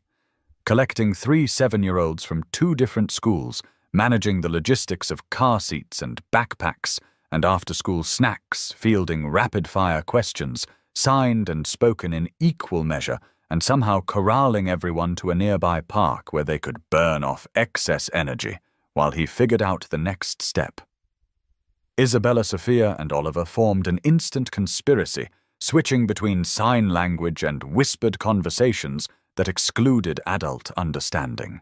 They climbed playground equipment with the fearless determination of children who had learned to trust their own bodies, shared granola bars with the generosity of kids who understood scarcity, and created elaborate games that seemed to have no rules but generated endless laughter. Marcus sat on a bench watching them play, marveling at how natural this felt.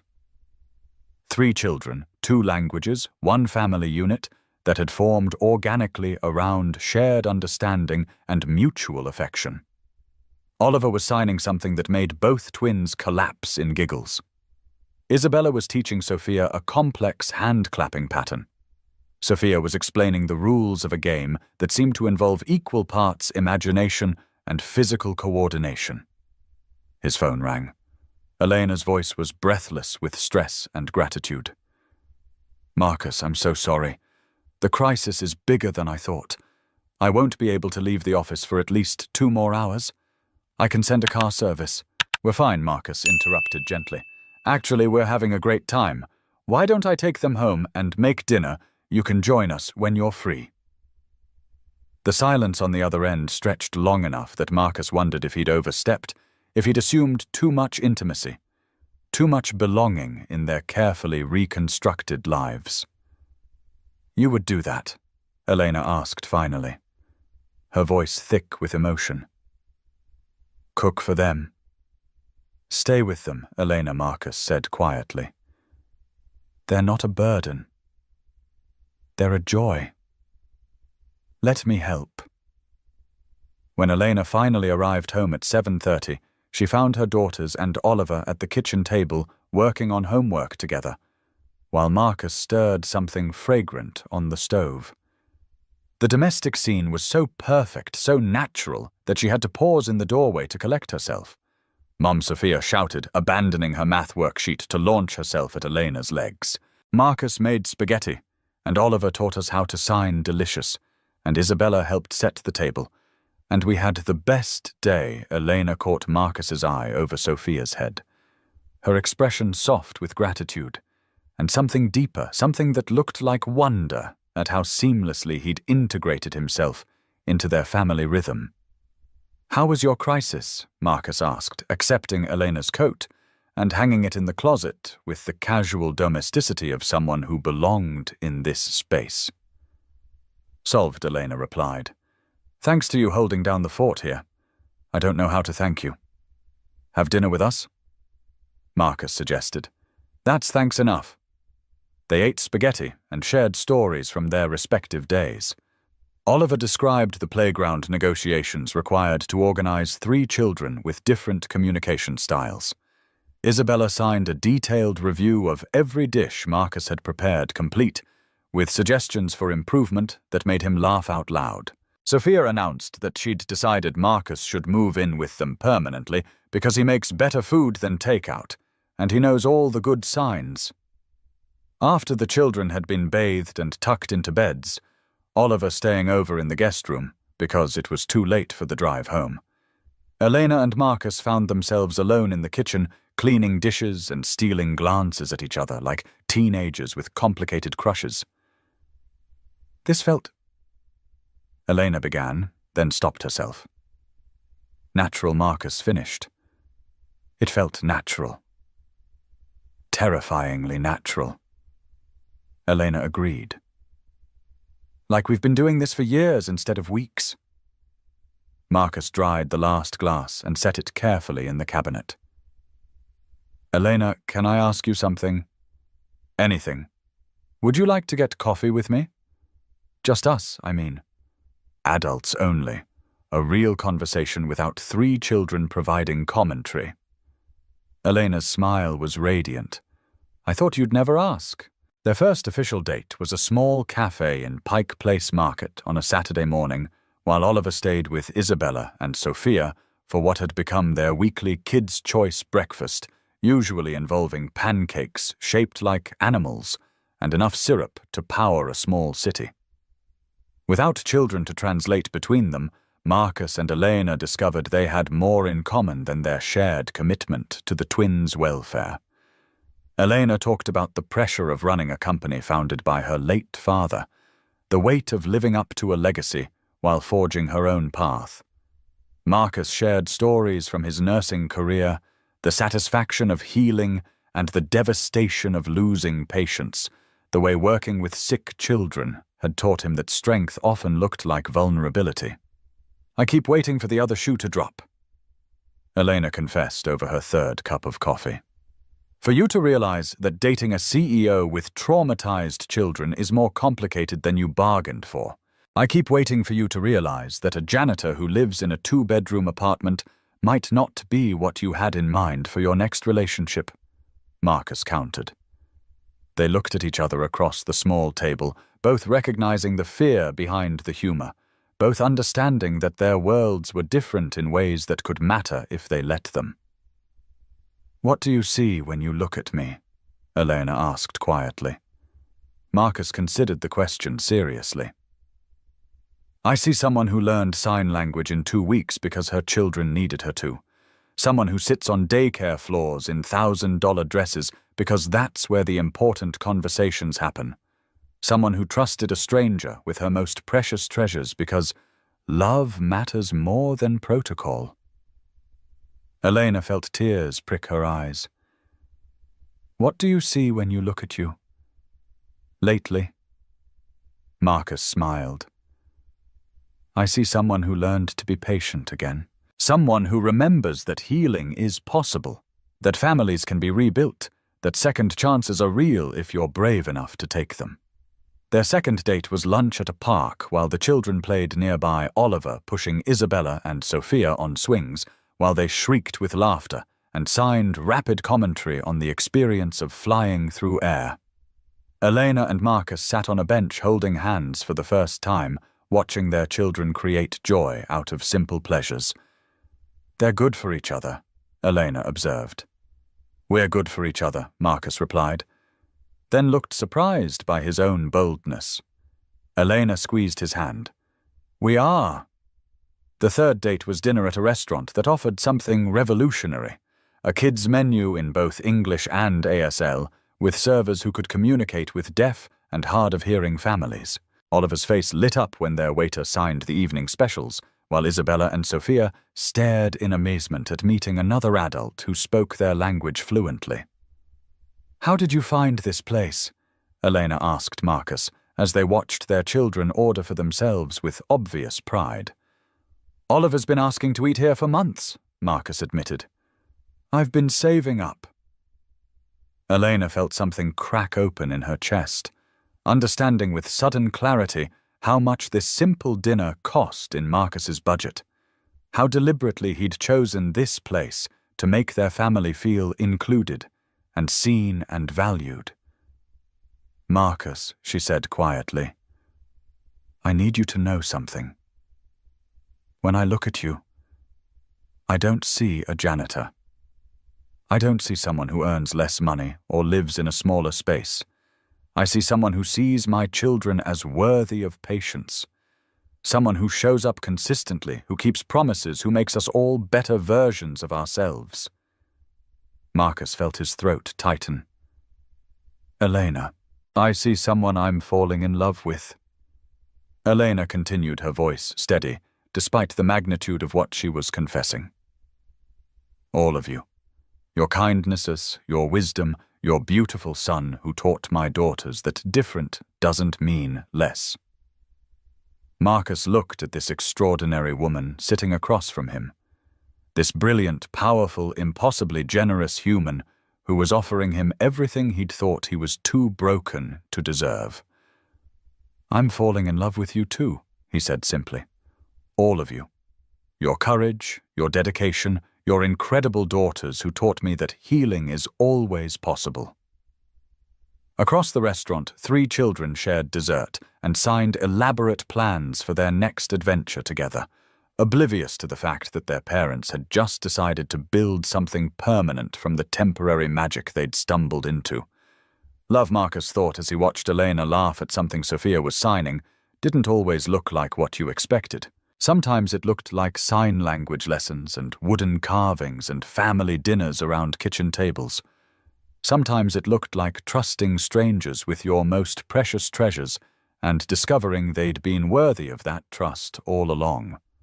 Sometimes love looked like choosing each other every single day and calling it family. The crisis arrived on a Tuesday morning in January, delivered via registered mail to Marcus's apartment, and a formal summons to Elena's office, as corporate catastrophes usually did, with lawyers' policies and the cold efficiency of institutional disapproval. Mr. Chen, Elena's assistant, had called at 7:30 a.m., her voice carefully neutral in the way that meant trouble was brewing. "Miss Blackwood needs to see you in her office immediately. It's urgent."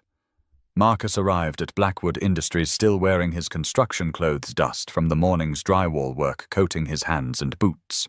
The elevator ride to the 47th floor felt longer than usual, weighted with the kind of dread that comes from knowing something beautiful is about to be threatened by people who understand policies better than they understand hearts.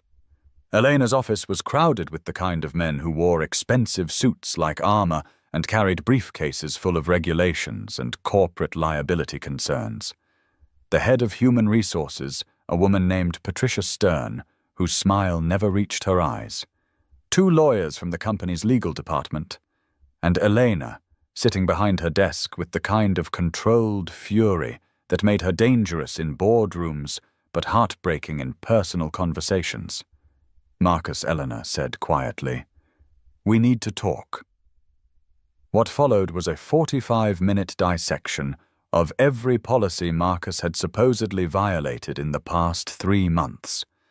Unauthorized access to executive facilities after hours, inappropriate personal relationships with the CEO's family, failure to maintain professional boundaries with company clients.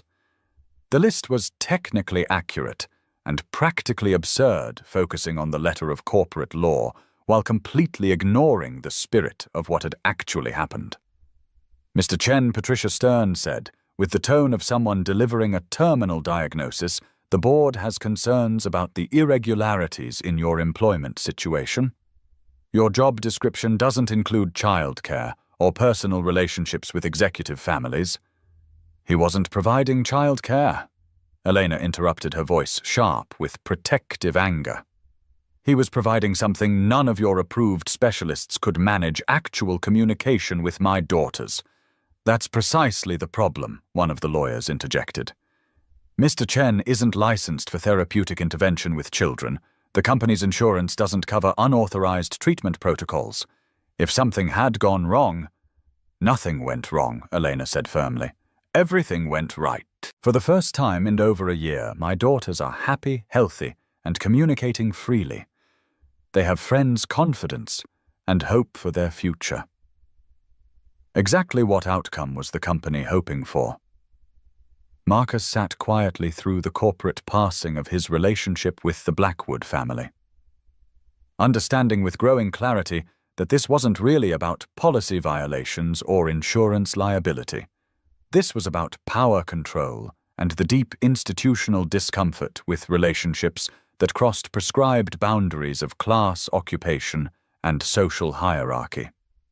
"The solution is simple," Patricia continued.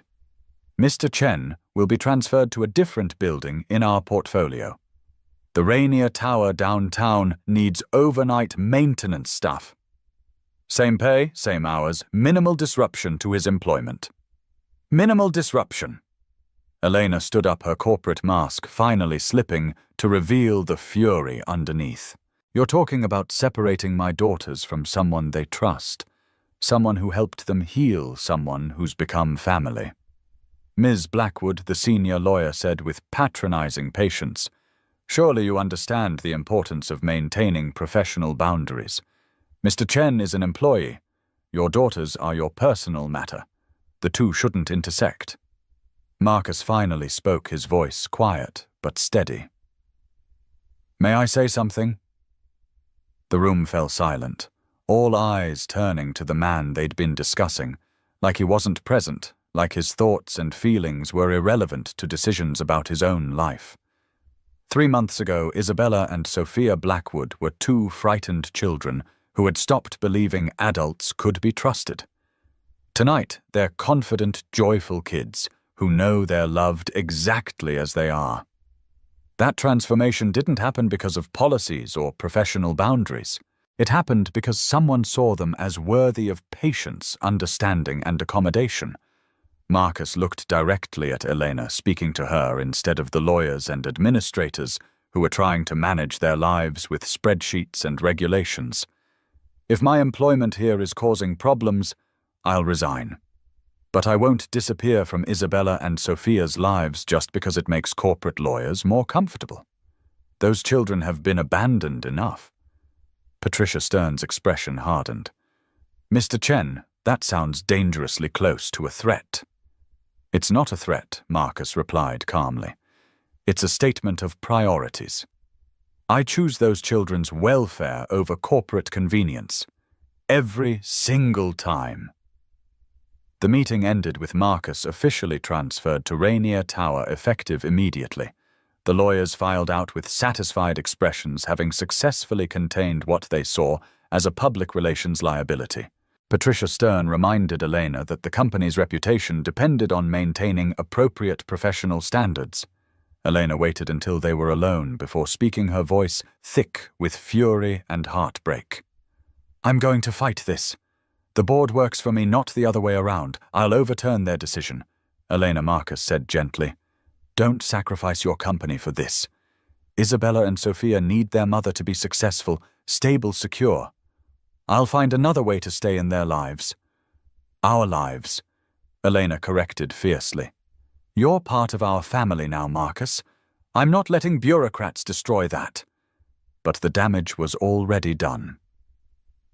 That evening, when Marcus failed to appear for their usual daycare session, Isabella and Sophia knew immediately that something was wrong. Oliver signed rapid questions about his father's whereabouts, while the twins sat in their familiar corner, their faces already beginning to rebuild the protective walls they'd only recently learned to lower. When Elena arrived to explain the situation, she found all three children huddled together in the kind of defensive formation that came from too much experience with adult disappointment. Where's Marcus? Isabella signed? Her small hands moving with the sharp precision that meant she was fighting tears. Is he coming back? Sophia whispered, her voice barely audible. Elena knelt on the daycare floor, gathering her daughters into her arms, while Oliver watched with the solemn understanding of a child who'd learned that important adults sometimes disappeared without warning.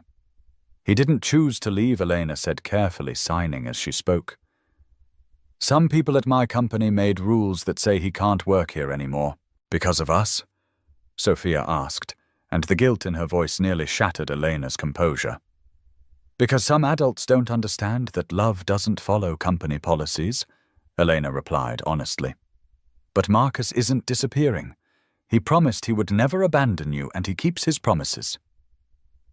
Isabella's face crumpled with the weight of too many broken promises from too many adults who'd claimed to care about her welfare. Daddy said he wouldn't leave either. Elena felt something fierce and protective rise in her chest. Fury at David's abandonment mixing with determination to protect her daughters from further trauma. Marcus is not your father. Marcus shows up when he says he will. Marcus loves you for exactly who you are. But he can't come here anymore, Sophia said with devastating clarity. No, Elena admitted, but we can go to him. That night, Elena sat in her home office, making lists and phone calls and contingency plans. If the board wanted to play hardball with her family's happiness, she would remind them exactly who owned the majority stake in Blackwood Industries. If they wanted to hide behind corporate policies, she would rewrite every policy that stood between her children and their healing. But first, she had a more immediate crisis to manage: 3 children, who were already showing signs of regression, who were beginning to rebuild the protective walls that had taken months to dismantle, who needed immediate reassurance that their family wasn't dissolving just because corporate lawyers found it inconvenient. Elena picked up her phone and dialed Marcus's number. Come to dinner tomorrow, she said, without preamble when he answered. Bring Oliver. We're not letting them win this easily. Elena. I'm serious, Marcus. Isabella and Sophia need to see you, need to know you're not disappearing like everyone else has. I need to know you're not going to let corporate intimidation scare you away from us. Marcus was quiet for a moment, understanding the deeper conversation they were having.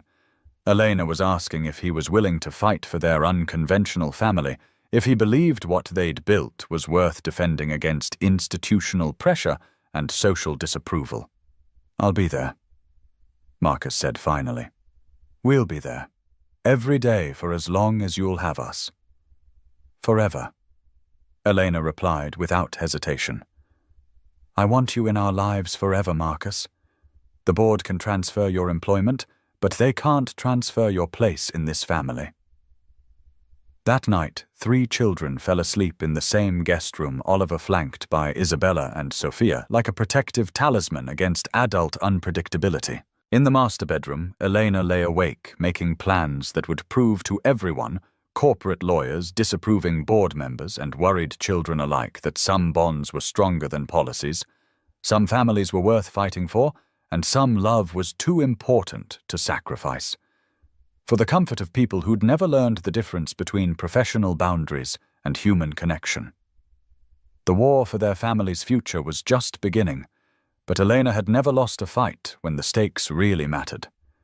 And nothing had ever mattered more than the 3 children sleeping down the hall and the man who'd taught them all that healing was always possible, even when it looked impossible to everyone else. The solution came to Marcus on a Thursday morning in February, while he was installing flooring in a half-finished office building, his hands working automatically while his mind wrestled with the problem that had consumed him for 3 weeks. How to fight for Isabella and Sophia without making Eleanor choose between her company and her family. The lawyers had been wrong about one thing. Marcus wasn't just an employee anymore. Over the past 4 months, he'd become something much more valuable and much harder to eliminate. He'd become necessary to the emotional welfare of Elena Blackwood's children. And children Marcus knew from his nursing career had rights that superseded corporate policies when those policies threatened their well-being. That evening, instead of going home to his empty apartment while Oliver stayed with the Blackwoods for their nightly family dinner, Marcus drove to the office of Dr. Sarah Mitchell, the family therapist who'd been working with Isabella and Sophia since before their selective mutism began. Mr. Chen, Dr. Mitchell said, settling into her chair with the expression of someone who'd been expecting this conversation. I was wondering when you'd come to see me. You know why I'm here? Elena brought the girls in last week. Dr. Mitchell replied. They're showing signs of regression since your forced separation from their daily routine. Nothing catastrophic, but concerning enough that I recommended immediate intervention. Marcus felt his heart sink. How bad is it? They're not shutting down completely, Dr. Mitchell assured him. The progress you helped them make is holding, but they're definitely more anxious, more withdrawn. Sophia's stopped using her voice again, except with Elena and Oliver. Isabella's having nightmares about people disappearing. The guilt hit Marcus like a physical blow. This is my fault. I should have been more careful about company policies. Mr. Chen, Dr. Mitchell interrupted gently. You did nothing wrong. You provided exactly what those children needed, consistent, patient, non-demanding adult attention from someone who saw them as whole people rather than problems to be solved. The fact that corporate lawyers find emotional healing inconvenient doesn't make it less necessary. Marcus looked up, hope flickering in his chest. Are you saying? I'm saying that in my professional opinion, continued contact with you is essential to Isabella and Sophia's psychological well-being, Dr. Mitchell said firmly. I'm also saying that I've already written a detailed letter to Blackwood Industries' legal department explaining exactly why forcing you out of their lives constitutes a threat to their mental health. Marcus stared at her. You would do that. I already did that. Dr. Mitchell smiled. Professional recommendation from a licensed child psychologist carries significant weight in custody and welfare disputes. Even corporate lawyers tend to listen when therapists start using words like psychological trauma and regression of therapeutic progress. But will it be enough? Dr. Mitchell was quiet for a moment, considering the complexities of corporate politics versus child welfare. It should be. But Mr. Chen, I have to ask, what are your long-term intentions regarding this family? Marcus felt his cheeks warm. I'm not sure what you mean. I think you know exactly what I mean, Dr. Mitchell said with the gentle directness that made her effective at her job. Elena is in love with you. You're in love with her. The children see you as a parental figure. This isn't a therapy relationship anymore, it's a family formation. So I'll ask again, what are your intentions? Marcus thought about the question that had been keeping him awake for weeks, the possibility that felt too big and too precious to examine directly. I want to marry her, he said quietly. I want to adopt Isabella and Sophia if they'll have me. I want to give them the kind of family stability they deserve. And I'm terrified that I'm not enough, Marcus admitted. Not successful enough, not wealthy enough, not sophisticated enough. Elena could have anyone. Why would she choose a janitor with a deaf son and more emotional baggage than physical possessions? Dr. Mitchell smiled with the warmth of someone who'd spent her career watching families heal against impossible odds. Mr. Chen, has it occurred to you that Eleanor Blackwood doesn't need another successful executive? She needs someone who sees her daughters as more important than stock prices, someone who shows up consistently, who keeps promises, who understands that love is patient work rather than grand gestures. You think she'd say yes? I think she's been waiting for you to ask. Marcus spent the next 2 weeks planning the most important conversation of his life. He applied for a new job, a position as a pediatric health aide at Seattle Children's Hospital that would use his nursing background while accommodating his need for family time. He met with Elena's lawyer to discuss the logistics of adoption custody and blending their families legally as well as emotionally. Most importantly, he spent hours in his workshop carving the most meaningful gift he'd ever attempted, a family of 5 figures holding hands so smooth and perfect they felt like love made tangible, like a promise carved into maple and sanded until it was impossible to break. The conversation with Oliver came first because 7-year-olds deserved honesty about decisions that would change their entire lives. I want to ask Eleanor to marry us. Marcus signed over breakfast on a Saturday morning. All of us. You, me, Elena, Isabella, and Sophia. What do you think? Oliver's face lit up like Christmas morning. Really? We'd all live together. Isabella and Sophia would be my sisters. If Elena says yes, Marcus confirmed, and if you want them to be your sisters. I've wanted that since the first day we met them, Oliver signed with the certainty that only children possessed. They're already my sisters in my heart. Marriage would just make it official. Are you sure it would mean big changes? Different house, different school, possibly sharing me with more people? Oliver considered this with the seriousness he brought to all important questions. Dad, you've been happier since we met them. Like really happy, not just pretending to be okay happy. And they make me happy too. Isabella teaches me new signs, and Sophia makes me laugh, and Eleanor makes you smile the way you used to smile with Mom. Marcus felt his throat tighten. You remember how I used to smile before the accident? Oliver nodded. You forgot how to smile like that for a long time. But now you remember. I think Mom would want you to remember. 3 weeks after the corporate board had tried to separate their family, Marcus arrived at the Blackwood penthouse on a Saturday morning with Oliver a carefully rehearsed speech and enough nervous energy to power the Space Needle. Elena met them at the door wearing jeans and a sweater that made her look younger, less CEO-like, more like the woman who sat on daycare floors learning sign language because her daughters needed her to. The girls are getting ready for the park, Elena said, accepting Marcus's kiss with the easy familiarity they'd developed over months of shared domestic routines. They've been planning some elaborate adventure involving kites and a picnic lunch. Perfect, Marcus said, his heart hammering against his ribs. "I want to talk to all of you together." At Green Lake, they found a spot near the water where ducks paddled hopefully for handouts and families spread blankets in the weak February sunshine. Oliver immediately began teaching Isabella and Sophia how to skip stones while their parents laid out the picnic. Elena had prepared sandwiches, fruit cookies, and thermoses of hot chocolate that steamed in the cool air. Isabella Sophia. Oliver Marcus called when his courage finally outweighed his terror.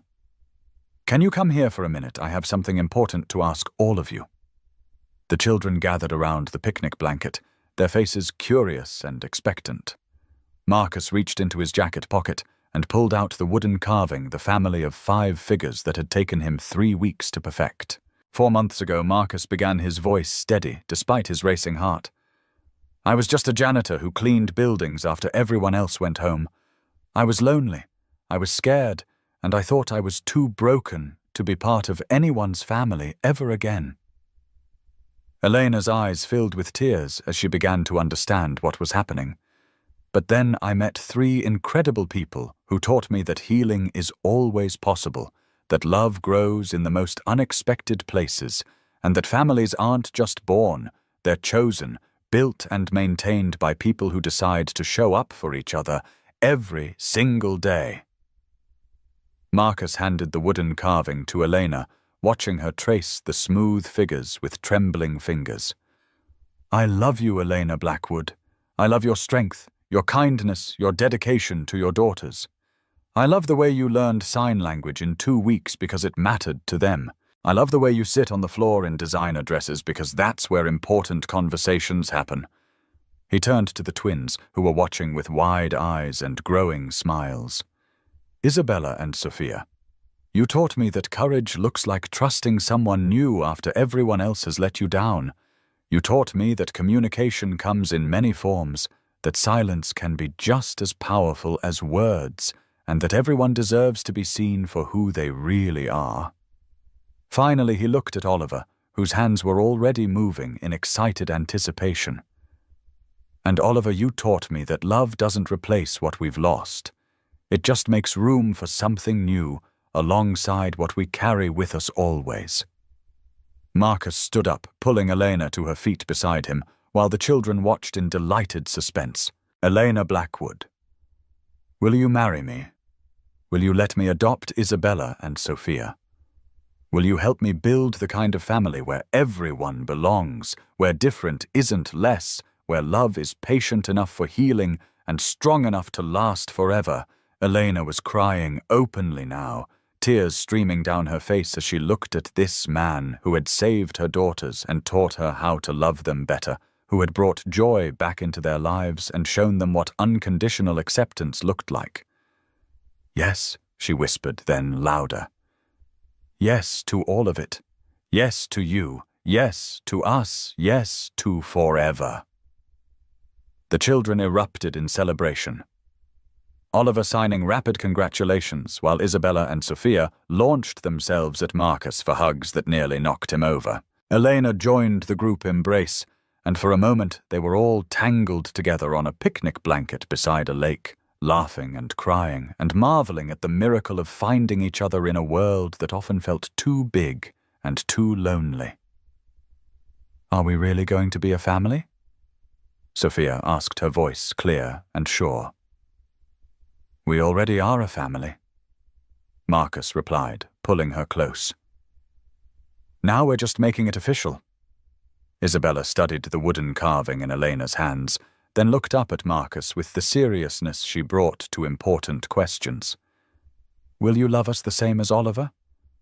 Even though we're not really yours?" Marcus knelt down, so he was at her eye level, his hands gentle on her shoulders. "Isabella, love doesn't work that way. Hearts don't have room limits. I have enough love for all of you, as much as you need for as long as you'll let me. Besides," Oliver added with 7-year-old logic, "we're all choosing each other. That makes us more really family than people who are just stuck with each other," as they packed up their picnic and prepared to head home to their home together. Marcus felt something he hadn't experienced since before the accident, complete peace. They were going to be okay. More than okay. They were going to be happy. Whole-healed, not because their individual wounds had disappeared, but because they'd found people who loved them, despite those wounds, people who saw their scars as part of their story, rather than flaws to be hidden. The corporate lawyers could write all the policies they wanted. The board could disapprove of relationships that crossed prescribed boundaries, but they couldn't regulate love, couldn't mandate family, couldn't separate people who had chosen each other with full knowledge of the complications and commitment involved. Marcus Chen was no longer just a janitor. He was a father, a partner, a man who had learned that second chances were real if you were brave enough to reach for them.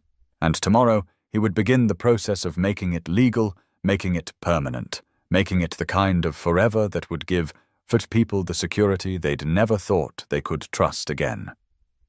The wedding took place on a Saturday morning in May in the same garden where Isabella and Sophia had first spoken again, where Oliver had taught them to sign the names of flowers, where their family had learned to bloom from the careful cultivation of trust and patience and hope. Elena had wanted something small, intimate, focused on the commitment rather than the ceremony. Marcus had wanted something simple, meaningful, accessible to children who would be full participants rather than decorative witnesses. Together they'd planned an event that reflected their values: love over luxury, inclusion over tradition, authenticity over spectacle. Isabella and Sophia wore matching flower crowns. They'd made themselves bright yellow daisies and purple violets woven with ribbons that trailed behind them like wishes made visible. Oliver wore his first suit, navy blue, with a tie he'd insisted on learning to knot himself, because grown-up ceremonies require grown-up clothes.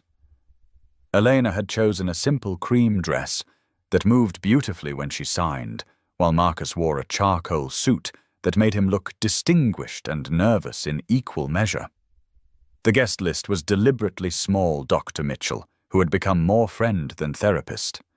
Marcus's construction crew men who had learned basic sign language so they could include Oliver in their conversations. Elena's assistant and a few trusted colleagues who understood that love mattered more than corporate hierarchy. And Mrs. Patterson, the elderly neighbor who had been secretly leaving cookies on Marcus and Oliver's doorstep for 2 years because she believed single fathers needed extra sweetness in their lives. The officiant was Judge Rebecca Torres, a family court magistrate who specialized in adoption cases and had personally expedited the legal paperwork that would make Isabella and Sophia officially Marcus's daughters. She understood the significance of this ceremony, beyond the typical marriage vows. This was a family formation, a legal and emotional binding of 5 people who had chosen each other with full knowledge of the work involved. "We gather today," Judge Torres began, her voice carrying easily across the small garden gathering, "to celebrate not just the marriage of Eleanor and Marcus, but the official formation of a family that has been building itself through love, patience, and extraordinary commitment for the past 6 months. Isabella stepped forward with Oliver flanking her on one side and Sophia on the other. All 3 children holding signs they'd made themselves, "Today we become a family." Marcus felt his throat tighten as he watched his son. Their son and Elena's daughters. Their daughters stand together in perfect solidarity, united in their excitement about making their chosen connections legally permanent. Marcus Judge Torres continued, "Do you take Elena to be your wife, your partner in raising these 3 incredible children, your companion in building a home where different is celebrated, where healing is honored, and where love is patient enough for whatever challenges the future may bring?" "I do," Marcus replied, his voice steady and sure. "I choose Elena. I choose this family. I choose to show up every single day for as long as they'll have me." Elena, the judge, turned to face the bride. "Do you take Marcus to be your husband, your partner in loving these children who have already claimed him as family, your companion in creating a life where everyone belongs exactly as they are?" "I do," Elena said, tears streaming down her face as she looked at the man who had saved her daughters and taught her how to love them better.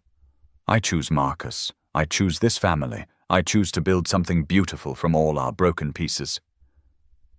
Oliver stepped forward with the rings, a small velvet pillow, balanced carefully in his hands. As Elena and Marcus exchanged simple gold bands, their 3 children watched with the kind of intense focus that meant they understood they were witnessing something that would anchor their lives from this moment forward. Isabella Sophia and Oliver Judge Torres addressed the children directly today. "Your parents are making promises to each other, but those promises include you. You are not just witnesses to this marriage, you are full participants in this family. Do you choose to love and support each other as siblings? Do you promise to help your parents build a home where everyone feels safe, valued, and heard?" All 3 children nodded solemnly. Then Oliver signed for himself and translated for his new sisters. "We promise to choose each other every day. We promise to be kind, patient, and brave together."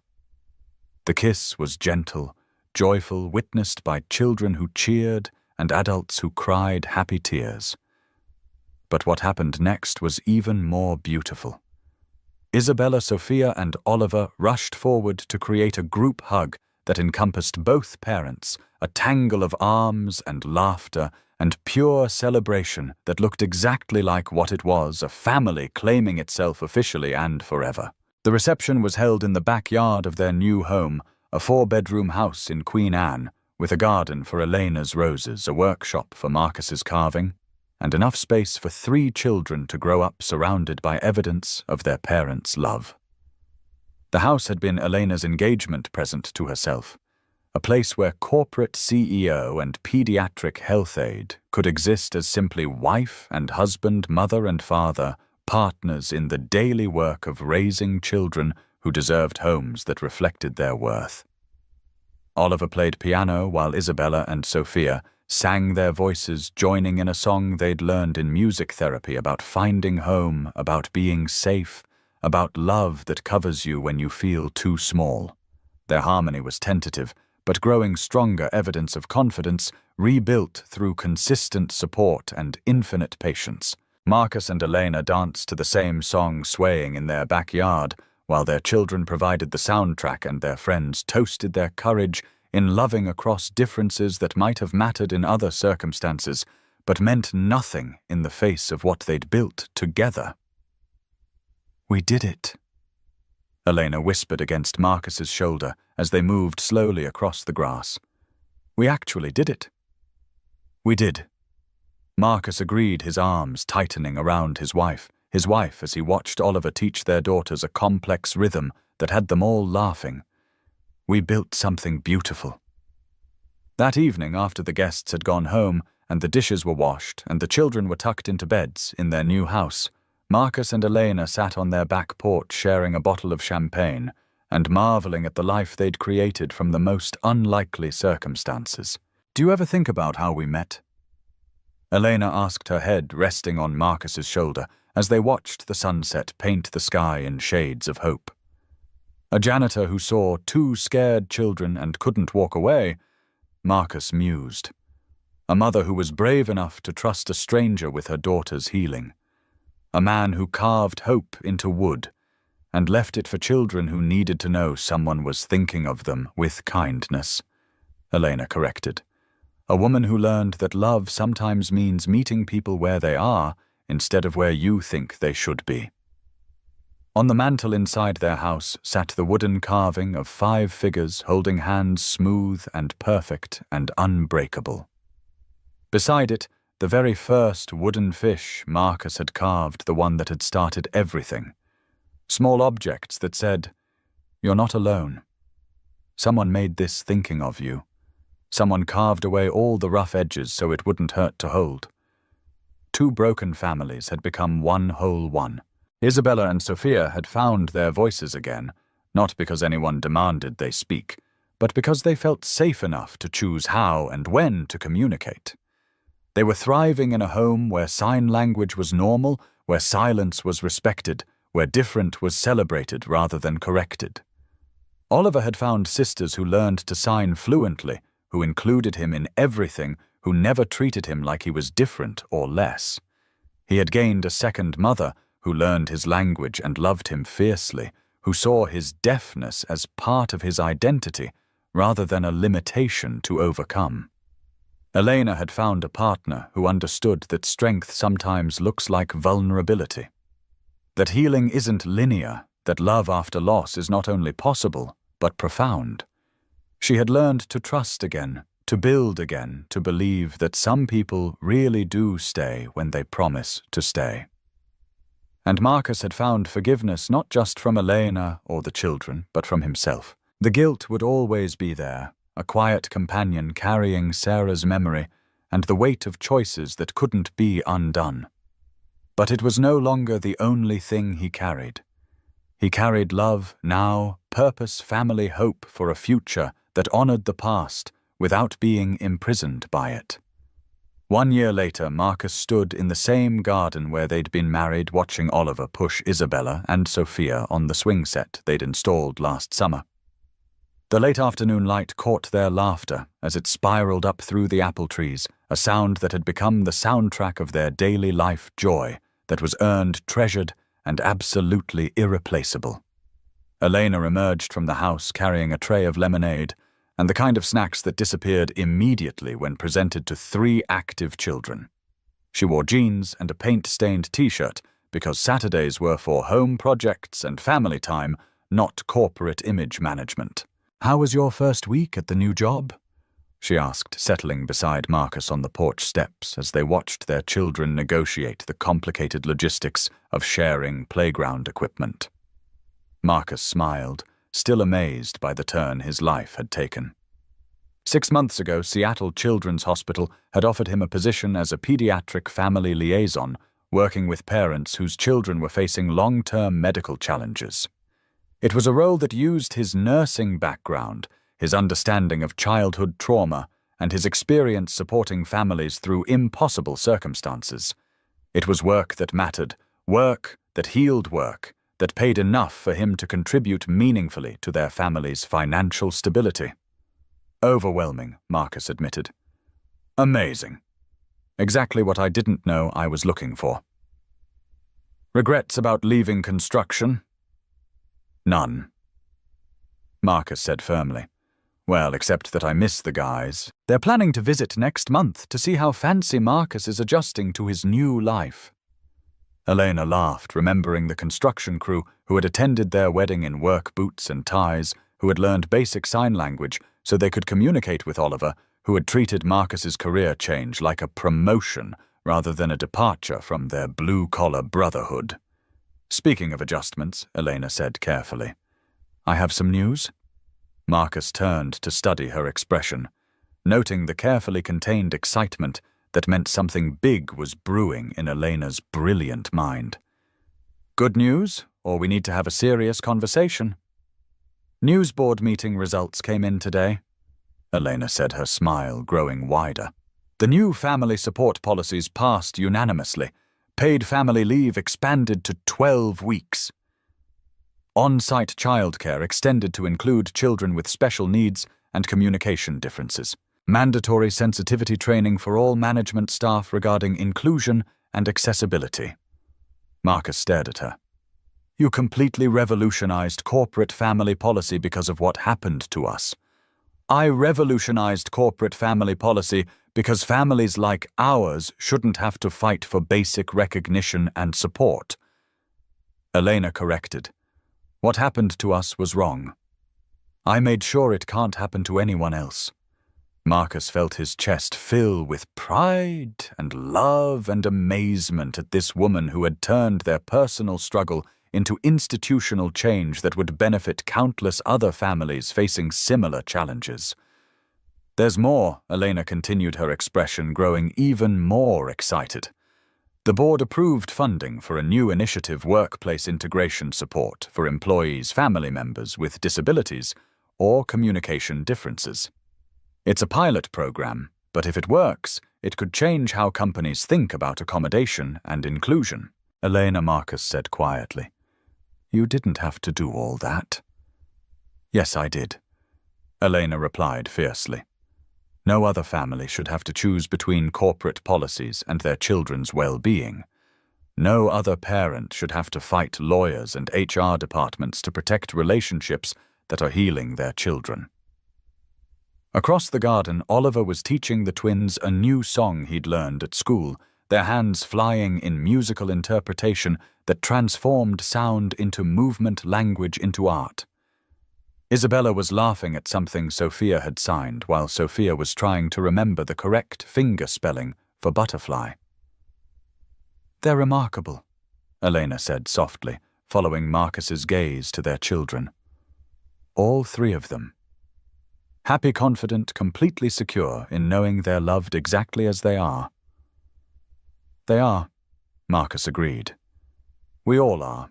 Elena took his hand, their fingers intertwining with the easy familiarity of a year of marriage, a year of learning each other's rhythms, a year of building something sustainable from the intense emotion that had brought them together. Do you ever wonder what would have happened if you hadn't stopped that night? Elena asked. If you'd just kept walking past the daycare instead of intervening? Marcus considered the question, thinking about all the moments of choice that had led them here, choosing to see rather than ignore, choosing to act rather than walk away, choosing to trust rather than protect themselves from potential disappointment. I think about it sometimes, Marcus said honestly. But then I watch Oliver teaching Isabella and Sophia how to sign I love you in the special way he invented just for them. And I realize we were always supposed to find each other. Maybe not that specific night, maybe not in that specific way, but somehow, somewhere, we were always meant to be a family. Destiny?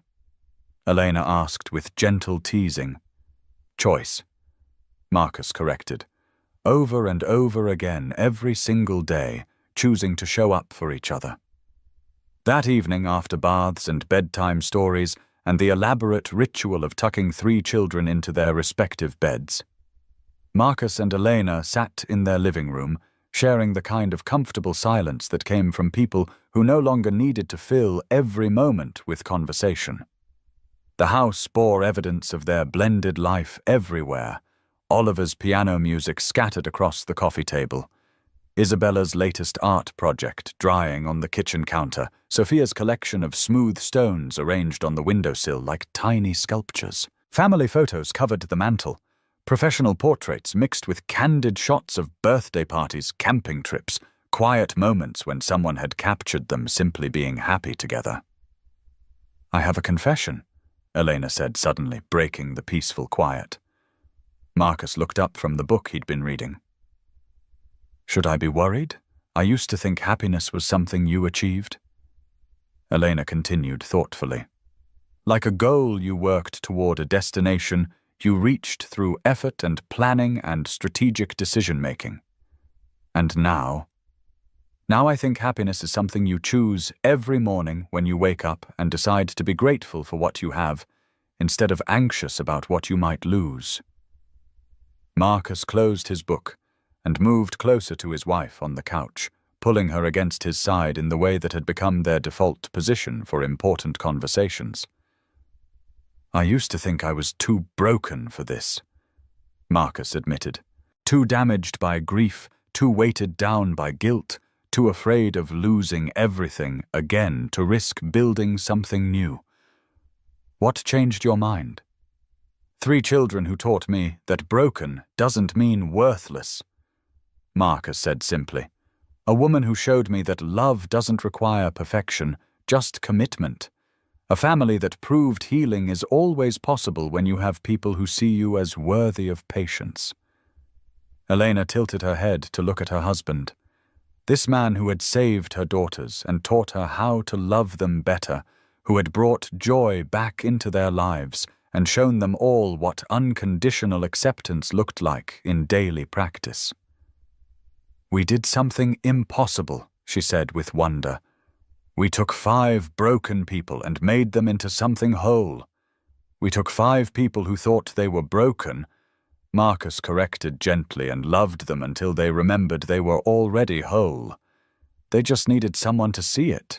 Upstairs, 3 children slept peacefully in beds positioned close enough that they could sign goodnight to each other across their respective rooms, secure in the knowledge that they were safe, valued, and permanently part of a family that had been built to last through whatever challenges the future might bring. On the mantel, the wooden carving of 5 figures holding hands caught the light from the reading lamps, smooth and perfect and unbreakable. Beside it sat newer additions to their family gallery. Oliver's school photo showing him grinning with confidence. Isabella and Sophia's artwork featuring elaborate drawings of their forever family, and a small wooden heart Marcus had carved on their first anniversary, inscribed with words that had become their family motto. Different is beautiful. Love is patient. We choose each other. Sometimes healing doesn't come from therapy or medicine or grand gestures. Sometimes it comes from something small and smooth that fits in your palm and reminds you that you deserve softness, patience, something carved with care just for you. Sometimes it comes from someone who sees your silence, not as something to fix, but as something to honor. Sometimes it comes from people who love you, not despite your differences, but because those differences make you exactly who you're supposed to be. Marcus Chen had stopped for 2 frightened children on a November night, thinking he might offer them a moment of kindness in a world that had been too harsh. He had no way of knowing he was actually rescuing himself, building a family, creating a love story that would prove healing is always possible when you find people brave enough to see past the surface damage to the beautiful, worthy, completely lovable humans underneath. Elena Blackwood had learned that some of life's most precious gifts come disguised as inconvenience, that policy manuals can't regulate love, and that sometimes the person who saves your children is the same person who teaches you how to save yourself. And Isabella, Sophia, and Oliver had learned the most important lesson of all, that families aren't just born, they're chosen, built, and maintained by people who decide to show up for each other every single day, especially when it's difficult, especially when it requires patience, especially when the love you're building doesn't look like anything the world expects, but feels like everything you've ever needed. 5 years later, Marcus would carve a 6th figure for their family sculpture when Elena gave birth to twins who would grow up bilingual in sign language and spoken English, who would never know a world where different was less than who would be raised by parents, who understood that love is not a limited resource, but an expanding universe that makes room for everyone willing to choose kindness over convenience. But that night in their living room, filled with evidence of the impossible family they'd built from broken pieces, Marcus and Elena simply held each other and marveled at the miracle of finding home in the most unexpected places with the most unlikely people, through the most beautiful kind of love, the kind that sees you exactly as you are and chooses to stay anyway. Friends, if this story touched your heart the way it touched mine, if it reminded you that broken doesn't mean beyond repair, that sometimes the quietest voices carry the most important messages, and that family isn't always about blood. Sometimes it's about choice, about showing up, about loving fiercely even when you're afraid. Please don't just watch and walk away. Hit that subscribe button and join our channel for more stories that restore your faith in humanity. Share this story with someone who needs to remember that everyone deserves to be seen, not their struggles, just them. Give this video a thumbs up if it moved you, because your engagement helps us reach more people who need to hear these messages of hope and healing. Because sometimes saving someone else is exactly how you save yourself. Thanks for watching. And remember, sometimes the most powerful healing happens in silence. Sometimes love speaks fluent sign language, and sometimes the most beautiful families are the ones we choose to build from the pieces of our broken hearts. You're never truly alone when you have the courage to reach for connection, even when it looks different than anything you've ever imagined. Until next time, Keep believing in second chances. Keep choosing kindness over convenience, and keep remembering that every person you meet is fighting a battle you know nothing about. A simple act of patience, understanding, or love might be exactly what they need to find their way back to hope.